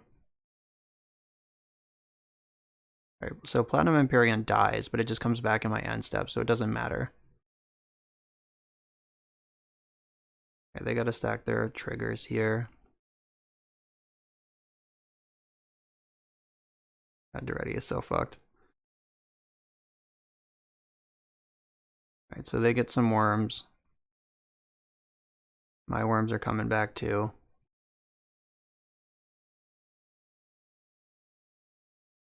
I would like to get below 3 cards in hand.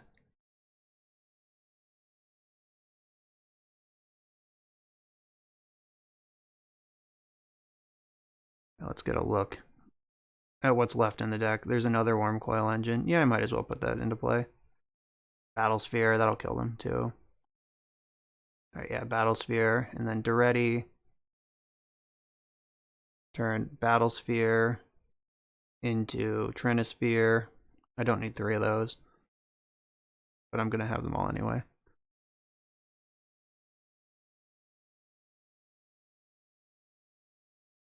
Okay, I'm fairly confident they've lost this game. Here they come. All of my lost friends.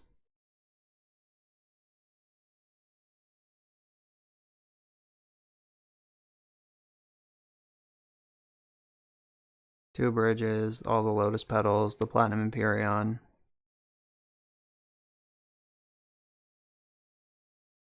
Oh, this was great. It was a lot of fun. Delightful game of Magic we've played here. Oh, they found a land. That's so lucky. Alright, in the end step, weld, ensnaring bridge into platinum angel.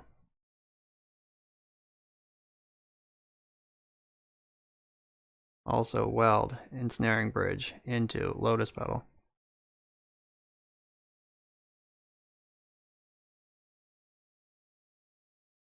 Alright, so I guess, I mean, they look pretty dead. It's fine.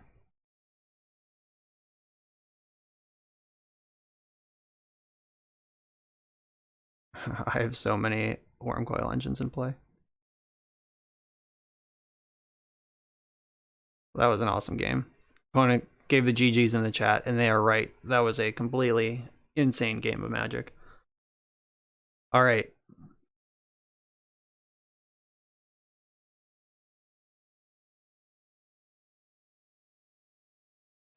So Tormod's Crypt comes in. Sorcerer's Spyglass comes in. Don't think I want Blood Moon, though. They showed me Bayou in game 1, which makes me imagine they have Abrupt Decays in the sideboard, though that might just be for Reverent Silence.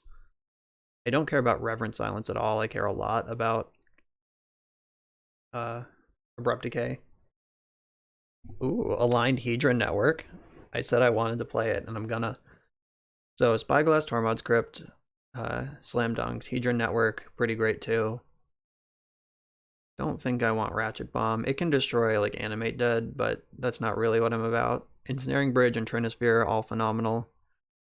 Platinum Angel and Platinum Empyrean both are certainly Magic cards. What's not so good here? Like, the gamble, actually, that gamble for Ancient Tomb very early to get Ensnaring Bridge into play was a big part of winning that game, so gamble has earned its spot.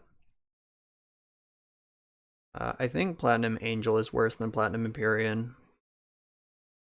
Combustible Gearhulk is really risky, because if they reanimate mine, that sucks really hard.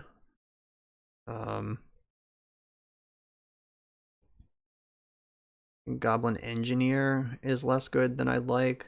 Like, entombing against the Reanimator deck is always risky. I feel like I want Ichor Wellspring in the deck just as an engine, just as in case we get into a grindy game like that. And any game I'm going to win is going to be grindy like that. I think I'm going to shave another Engineer. Though Engineer entombing the ensnaring bridges was really important last game. Alright, I think Ichor Wellspring is the choice. And then these four come in. Right, that's what I'm doing. Sticking to it.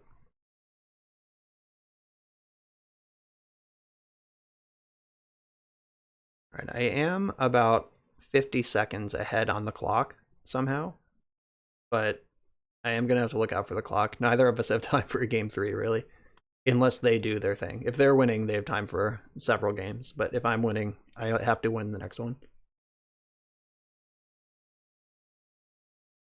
Also, being on the draw against Reanimator, and they know what I'm up to, and I know what they're up to, so they can just slam here.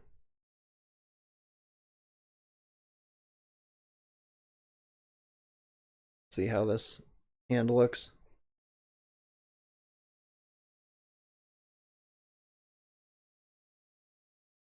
Alright, keep.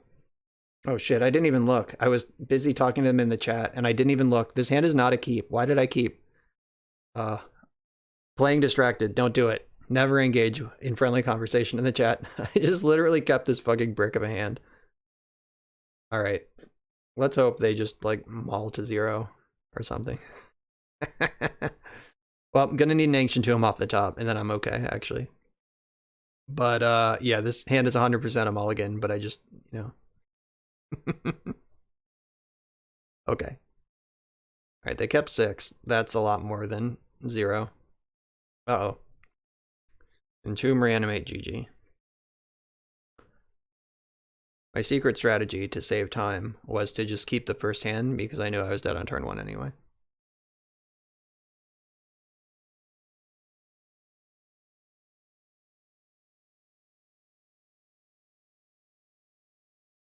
Are they going to hard cast Grizzlebrand? Oh, pretty close. Okay, I mean, if I find the Ancient Tomb, I can... Oh, that's not even true because these get under Ensnaring Bridge. I'm not going to be able to get Hellbent. Yep, dead. I guess I'll play my land and just try to conserve a little bit of time. That was a strong start, though. Yeah, Grave Titan, very good against Ensnaring Bridge. It's hard to get to 1 card in hand with this deck.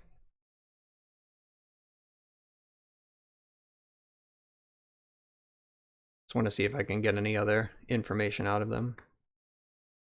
If I'm gonna miss my second land drop, I will concede. Oh. I'm also gonna concede to anything that looks at my hand. They'll watch this video later and realize what a fool I am, but for now, the information is mine and mine alone.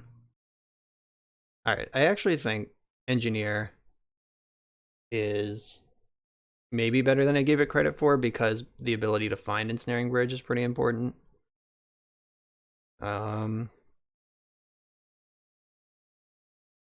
What do I want to do here? Gotta cut 1 more card. Like, the balance between surviving the early turns and then actually being able to win in the late game is genuinely tough here.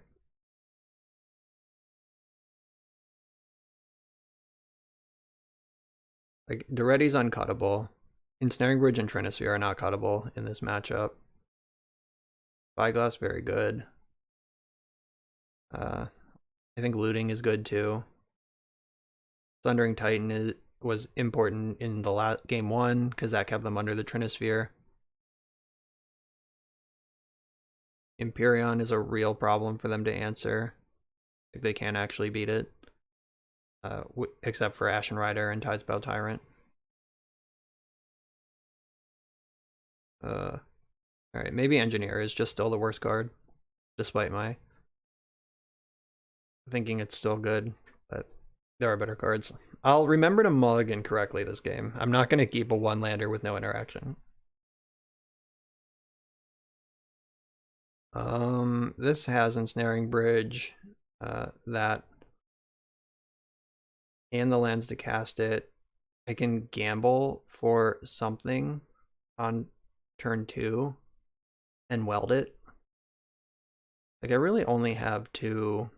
I'm gonna keep this. Like, I really only have the 2 Tormod's Crypts. I could even gamble for Tormod's Crypt on turn 2. Yeah, that actually sounds fine. They kept 7. It's the first time that's happened.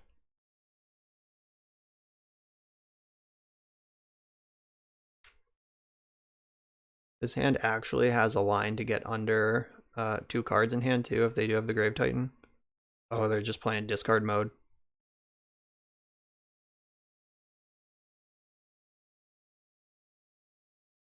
Iona. That's pretty good against my monocolor deck. Alright, I'm gonna gamble for a Tormod's Crypt and hope I discard Ensnaring Bridge. That's the card I would like to discard from my hand. Discarded Battlesphere is not ideal. Actually, no, that's fucking perfect because now I can produce Battlesphere. No, that's fine. I was like worried that they were gonna get to reanimate, but nope. They're actually like super under the gun here. And I can chain Tormod's Crypts with Goblin Welder off of the mirrors that are gonna come off Battlesphere.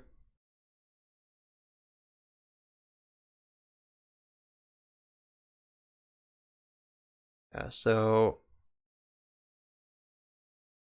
I think that welding Tormod's Crypt is better for me than welding my land. Because I can turn the mirrors back into Tormod's Crypt, and that's fine. Unless they can exile my graveyard somehow. Which I think they would have done already if that was an option. Goblin Welder is fucked up.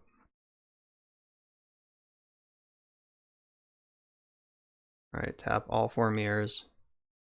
They basically do double damage this way compared to attacking on their own.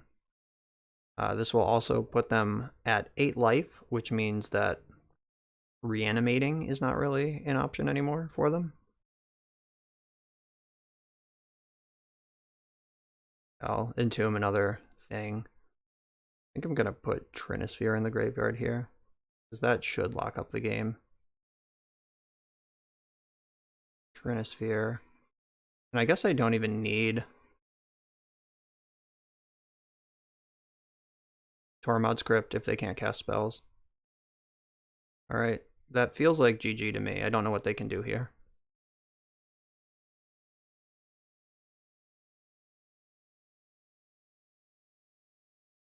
Yeah, I have lethal on board. They can't cast spells. Yeah, that came together pretty well. Insane game 1, dumpster game 2, dumpster game 3. I will say the go to 8 cards, discard to hand size strat on the draw against a prison deck was pretty bold. Trying to figure out what they can do. Are they also trying to figure out what they can do? Like, they don't play Spirit Guides, they can't Dark Ritual. I actually just have Iona beat straight up, even if they get her into play. Yeah, I'm pretty sure this is over, unless there's some shit I don't know about. Some technology. You confirm the Trinisphere ruined the plan. Yep, that does tend to do that against combo decks. Good games. I'm going to keep this hand. It's pretty turbo. I'm on the draw. But I have turn 1 Welder, turn 2 Engineer to entomb something, or I can loot. And I wish that I had a artifact land in this hand, but I play, I think, 7 of them. Or is it 8? Oh, it's the full 8. Never mind. Yeah, I have 8 of them, and 2 draw steps to find them. Ponder did not shuffle.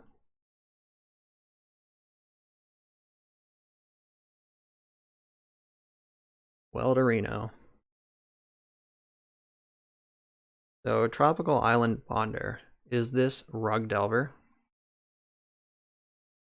Or just some Uro deck? I don't even know what decks have Tropical Island in them anymore. Just bug mid-range. It's looking a little buggy with that blue to Delta. Oh, that was the nut. Alright, let's see if they know how this works. Am I gonna get to Battle Sphere them? Or are they gonna have removal spells? Or counter spells?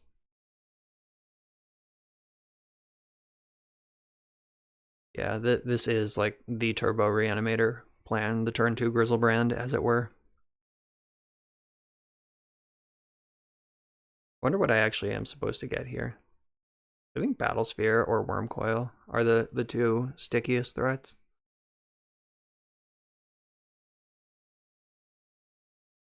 Gonna decay this in response. That's how it looks to me. Oh wow, nope. Okay, this is just happening. Alright, so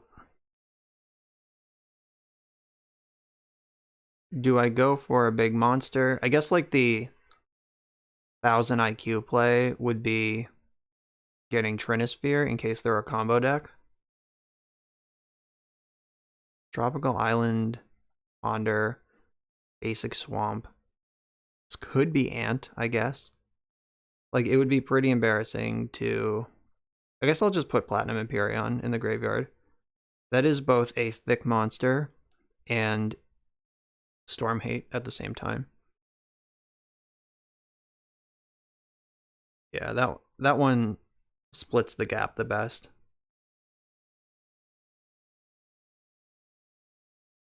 It doesn't give me any extra artifacts, which is kind of lame. So I could go for the flip here. Yeah, I think that's fine. Like if I untap, I can just flip it back if I need mana, but at least make them have it. Oh no! Okay, well, this came up before where Goblin Engineer sacking the artifact is part of the cost, but Welder, everything still needs to be there when you go for it later. All right, Faithless Looting. Let's do it. Please don't counter this. I want a Worm Coil Engine.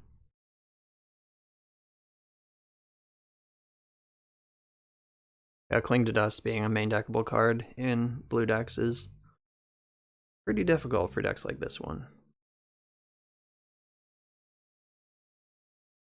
Are they Abrupt Decaying in response this time? I hope not.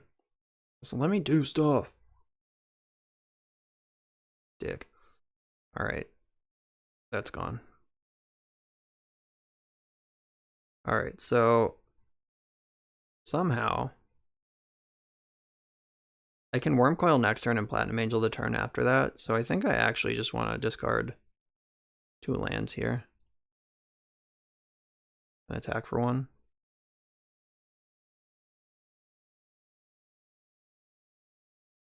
Alright, well, they're for sure not Storm, by the way.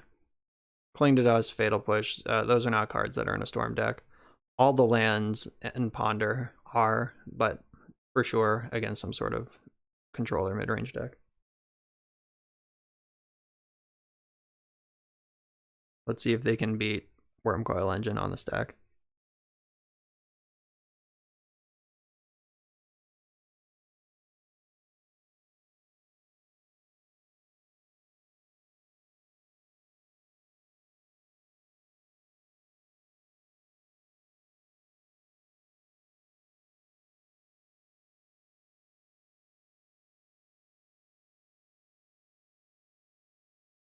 Alright, so we're just back to my turn. Nothing happened. So they didn't play a land or any spells. Makes me think their hand is full of reactive spells then. So if I attack and they have Hull Breacher, I was going to attack, see if I could bait removal before I commit to any spells, but I'm not just going to throw my creature in the graveyard to a Hull Breacher.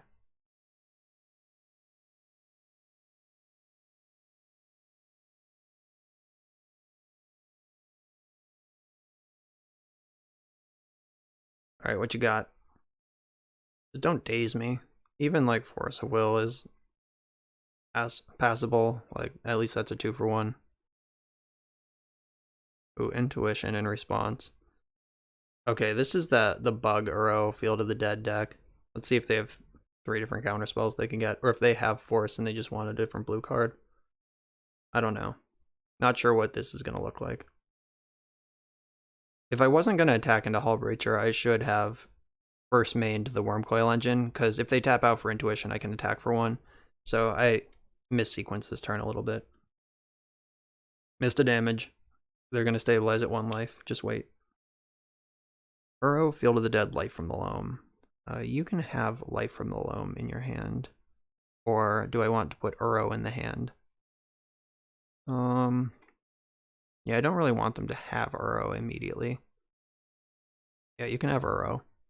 And if they're going to pitch Uro to Force of Will, I'm pretty okay with that.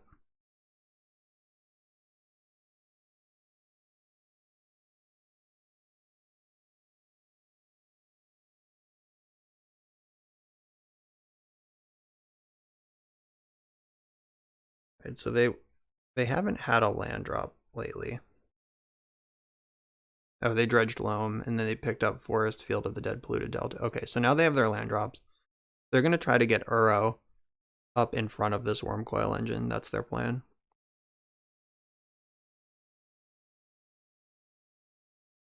Alright, yeah, that wasn't doing anything for me anyway. Let's see if they can beat a Platinum Angel. It's so fucking funny.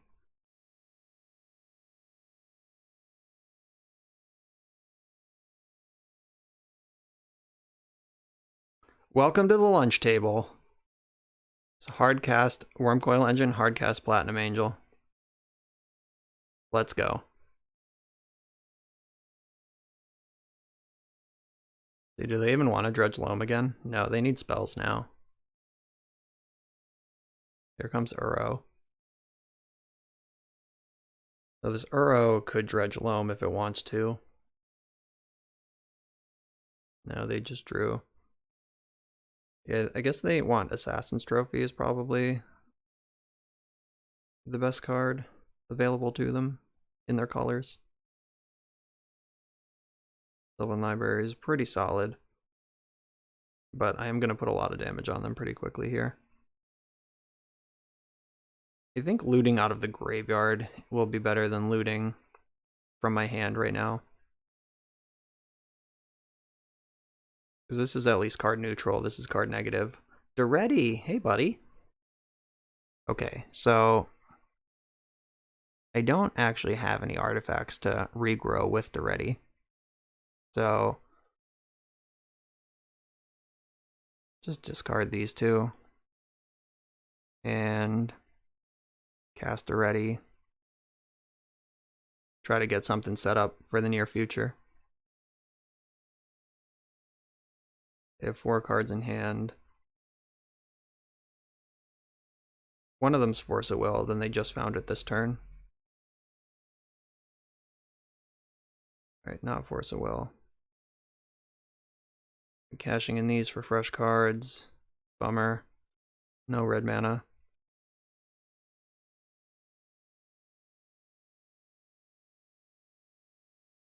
I think keeping Citadel in hand to loot away is better than having it in play right now. Alright, Sylvan Library when you're at 7, not as good as you'd like. Basically Miri's Guile. I guess they could go to 3 if they want. But they are going to bring back Uro this turn. They're going to get probably at least 1 zombie. Oh yeah, they have Light from the Loam, so they could definitely get a zombie if they want it. Alright, that's 2 zombies with the fetch land. Little Platinum Angel, flying, baby. Though the Uro puts them back up to 9. And probably produces another zombie. And if I can still just fearlessly attack with Wormcoil Engine. I guess if they have 4 mana, they can cling to dust. So this Uro, if it hits a land drop, is actually really dangerous.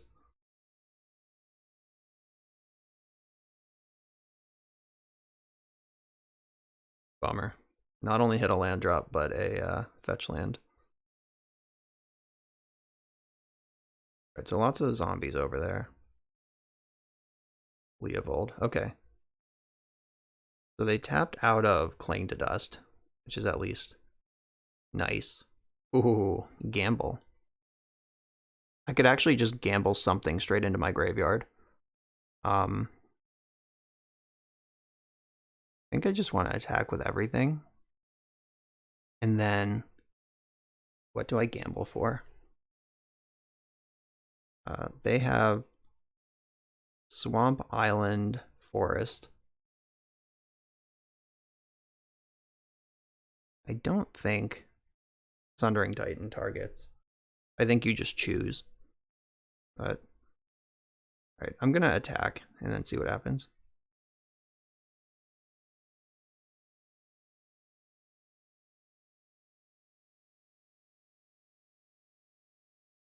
Alright, so they do want to trade with Wormcoil.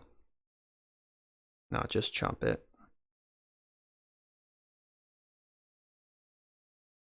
Okay, so I can put Wormcoil back into play and save my gamble pop for next turn. But I could also see 1, 2, 3, 4, 5, 6, 7, 8. Yeah, this would take them off a significant amount of lands, like a number of lands. I just gamble for Sundering Titan here.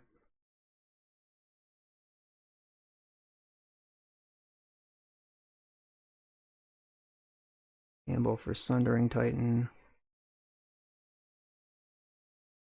Sundering Titan. Sack the Citadel.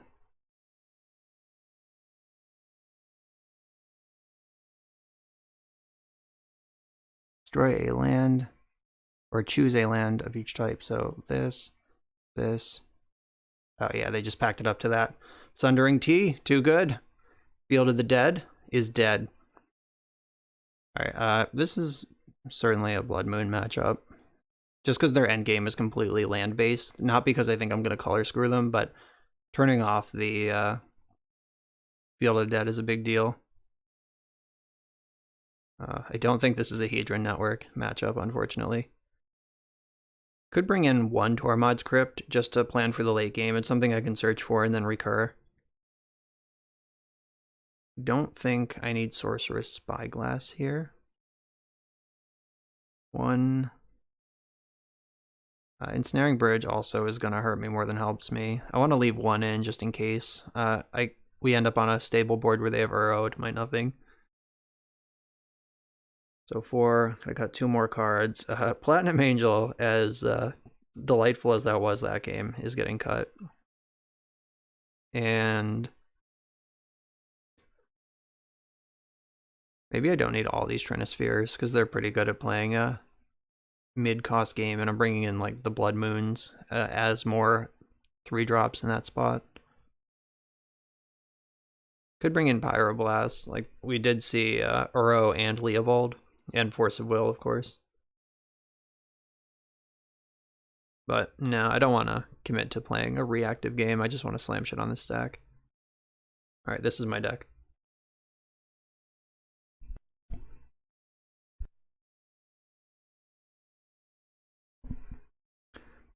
This is a turn 1 Blood Moon. I'll keep it.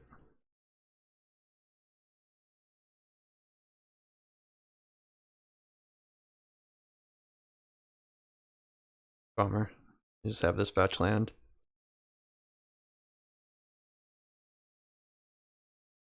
So they can get a basic if they like. If they have Force of Will, they can just blow me out here. Hopefully they don't play Spell Pierce. I don't think that card's come back in Legacy yet, but it was unplayable for a while.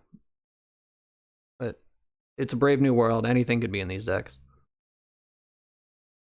Hopefully they're deciding whether they want blue mana or green mana for the rest of the game, and then this just resolves. Because look at my hand. I'm not doing anything else.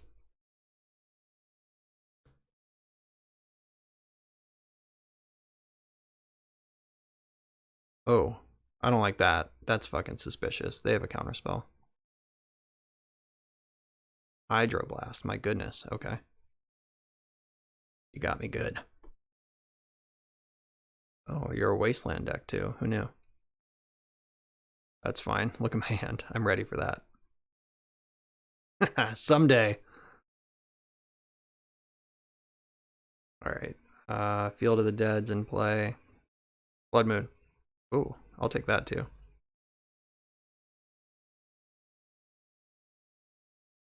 Alright, can't Hydroblast that one. Now they're in slow motion. Like, they could still Uro here and pull ahead. Uro would be pretty insane, honestly.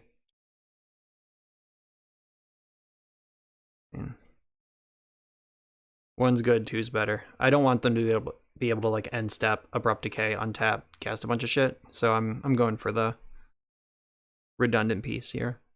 And any artifact in play now is something that can be welded or dereadied later.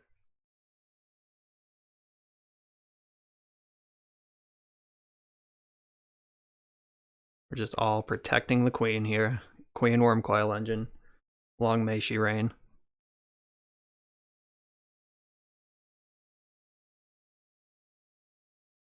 Yeah, I guess they could like abrupt decay this one and then Force of Will this one. They could double spell this turn. And that does get a lot of shit out of their hand though, which I'm pretty happy about.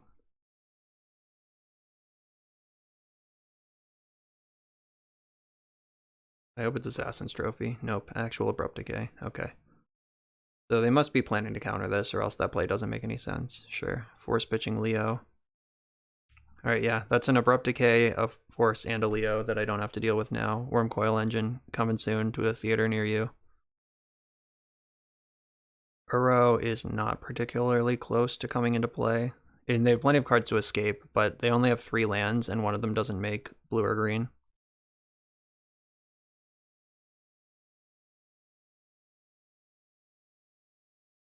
Alright, Goblin Engineer. This might be a Wellspring, or yeah, Wellspring game.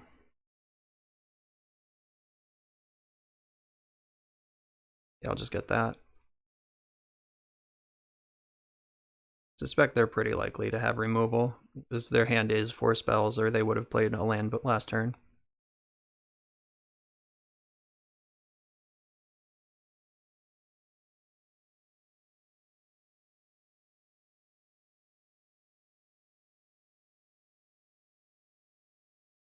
Alright, what's going on? We cantripping. Yep, the old ponder. So now they're in the spot where they want to both find removal for this Goblin Engineer, and they want to hit their land drops. And it's not going to be easy to do both. They did not shuffle, so they found something they like. Yeah, there's the push. But they missed their land drop, like I said they would. So one or the other. Please don't have Force of Will in your hand. We're in there. Big crazy promo worm coil engine. Looking wild. Yeah, the secret hardcast mode on these cards is pretty exciting. Oh, Brainstorm is a really good draw. Like, clearly their hand was not functioning, so Brainstorm is the cantrip that can really clean up a hand instead of just like Ponder last turn when I said they're gonna find either a land or removal, and then they found removal, so they missed their land drop. Brainstorm can actually do both. If they shuffle this Ponder, it's gonna be pretty exciting though. Like, they didn't find a fetch land, or they would have done that before they pondered. Or they did not shuffle. Interesting. They must like what they found. I like what I found too.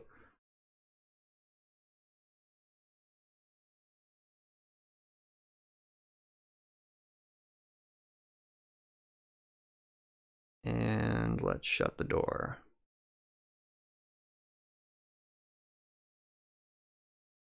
Oh, they did have force. Pitching Baleful Strix. Yeah, they probably wanted that Strix to deal with the Worm Coil. So they live to fight another day. Jace. Okay, Jace can bounce Worm Coil.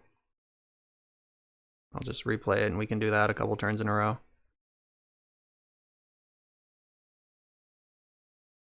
Yeah, that Jace was a really good follow-up to the Force of Will.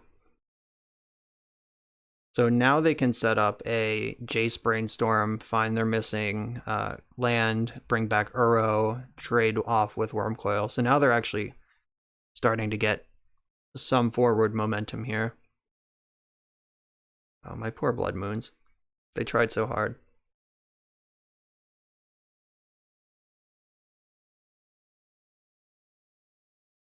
Alright, these don't look like lands. Oh, okay, Life from the Loam. Those count as lands, yes. But not this turn, so Uro's coming back next turn.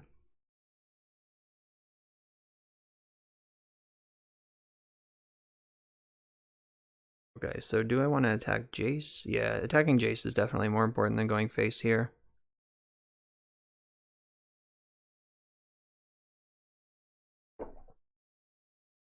Let's just hope they can't protect Jace.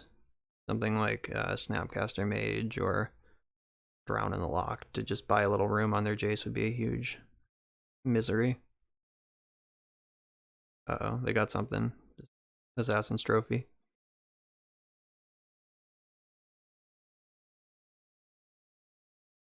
Yep. Alright, yeah, that having the force for that Blood Moon on that critical turn just a moment ago, pretty big deal it turns out.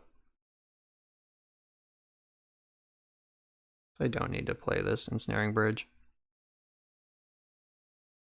I was gonna play it so I had something easy to weld, but I can do that next turn, and they don't need to know about it for now. I think Jace bouncing Welder and then bringing back Uro is a pretty good turn.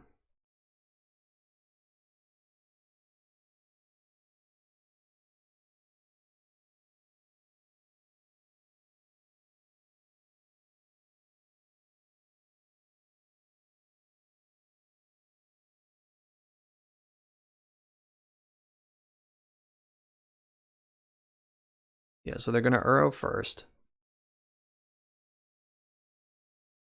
Gain the life.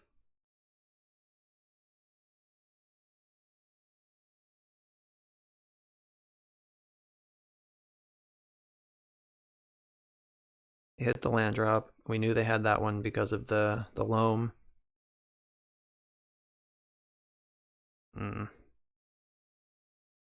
Starting to lose control of this one. God, do you have Fatal Push too with this last land? And if I can untap with Welder, that is just a world of possibilities.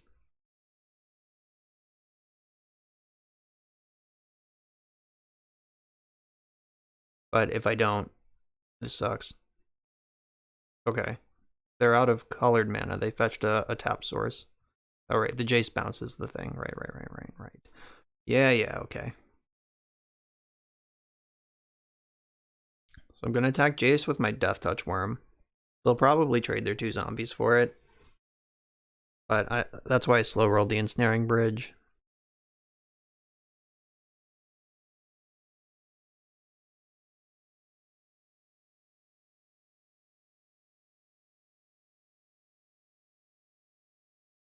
Yeah, double block there, so we all trade. Then 1, 2, 3, 4, 5, 6.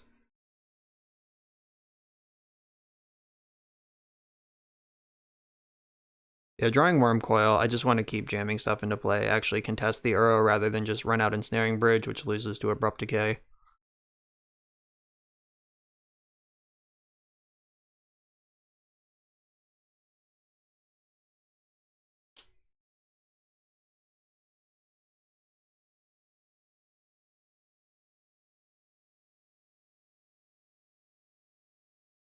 See what they got at this point. There is one more Blood Moon in my deck that is still pretty good here, despite all the stuff they've done. Turns off the field, they've only fetched 1 basic with all of this activity they've made. That sucks, but also is fine.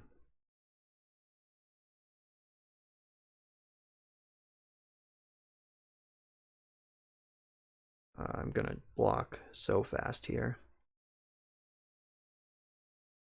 And they'll be able to replay the Uro, but I think that's okay.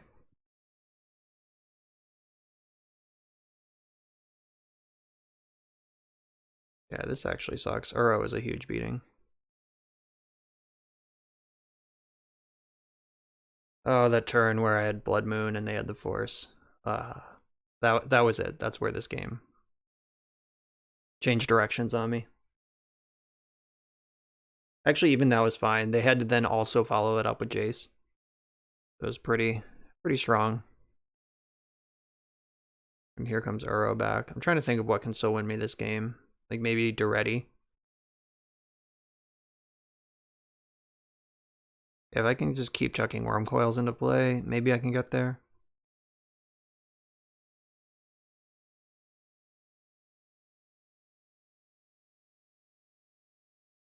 I'm still sitting on this Ensnaring Bridge, which could temporarily neutralize Uro.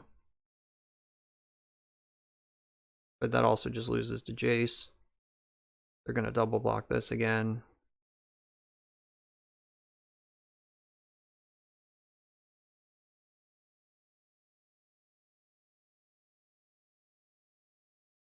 I'm actually just going to concede. Save time for game 3.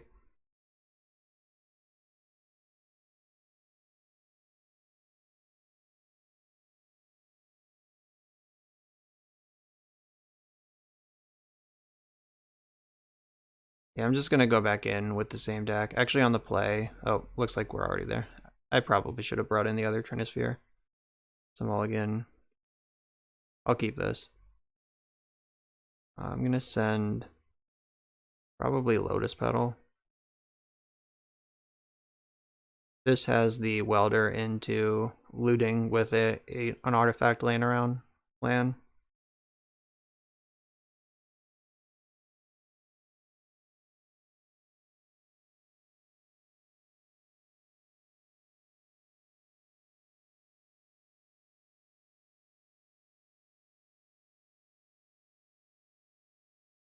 Please cast Ponder. Alright, that's not a removal spell. Tropical Island does not remove spells. Or does not remove creatures, does remove spells. Alright, let's draw a banger. Faithless Looting, please find me Battlesphere, Wormcoil. We're here, we're doing the thing. Give it to me. Are they forcing this? Force of Negation even, pretty strong.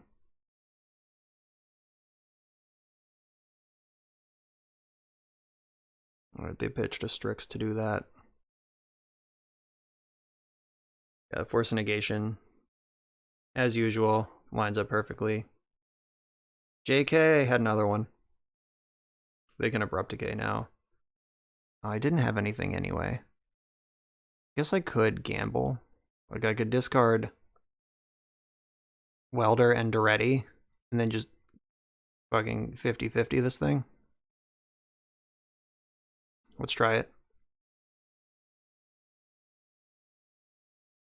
Alright, I'm gonna get Battlesphere.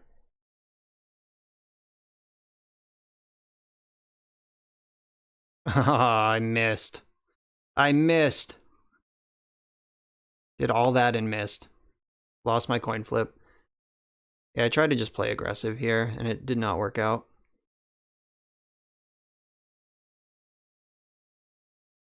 I can still Faithless Looting next turn. But playing around the Cling to Dust is going to be tricky if they get a second Black Source into play. Ponder is going to be good, because...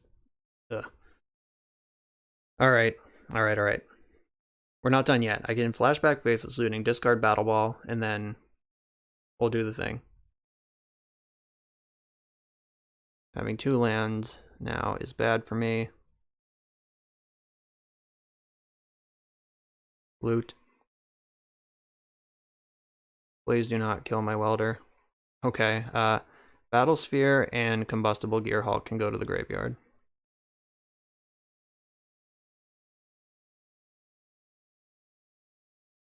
But it sucks playing around Cling to Dust. And only having the 1 artifact is the really shitty part about this.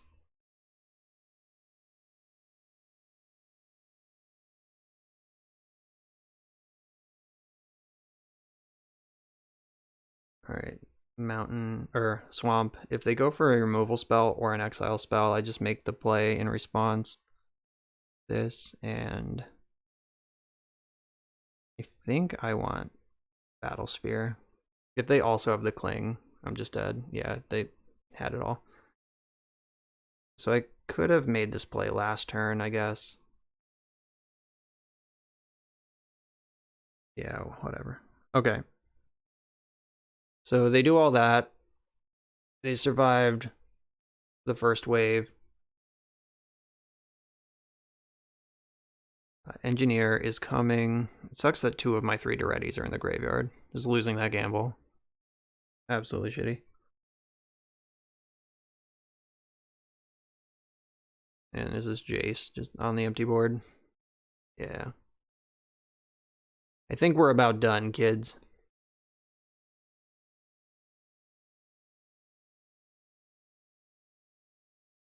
Like, Duretti is pretty much the only card that could still win me this game, and 2 of the 3 are still in the graveyard. Like, if I Duretti'd right now, off the top, that might do it.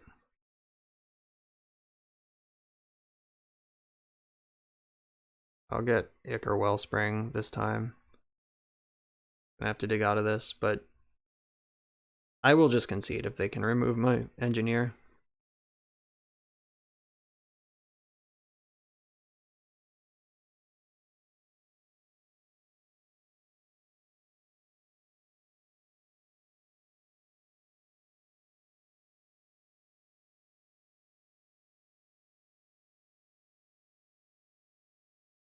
Yeah, this Jace, that having the being able to force the issue on the... Okay. If I don't draw Ancient Tomb, I'll concede. Alright, yeah, I'm dead. Okay. Yeah, that early turn where they were able to force the action with Fatal Push and then also had the Cling, so I couldn't just hold up and like make them hold up black forever. They had both halves of that, and missing on the gamble, or else I could have been able to bring the thing back in response to a fetch land where they wouldn't have had black mana. Yeah, that just lined up poorly, unfortunately. I took some more aggressive lines than normal for science, but I didn't think I could beat this deck going long with the Field of the Dead and the Uro. But 3-2 with this deck was a lot of fun. I do think that putting some work into leveling out castable threats that actually win the game that are also good to be reanimated. Like, I don't think Platinum Angel belongs in the deck at all. Platinum Empyreon does basically the same thing. Platinum Angel beats Doomsday, while this beats every other deck. So it's kind of close. Like, I don't think Angel's body is worth the effort most of the time, so I would change that with something else. But in general, this prison-style deck, a lot of fun. Being a prison deck that's also a combo deck, it kind of feels like being Urza Echo in like a weird, bizarro world. So, and that's a deck I like. So I did have a lot of fun with this. We had some great games. Thank you, Raul, for the list. Everyone who's watching, make sure to like, comment, and subscribe, and I'll see you next time.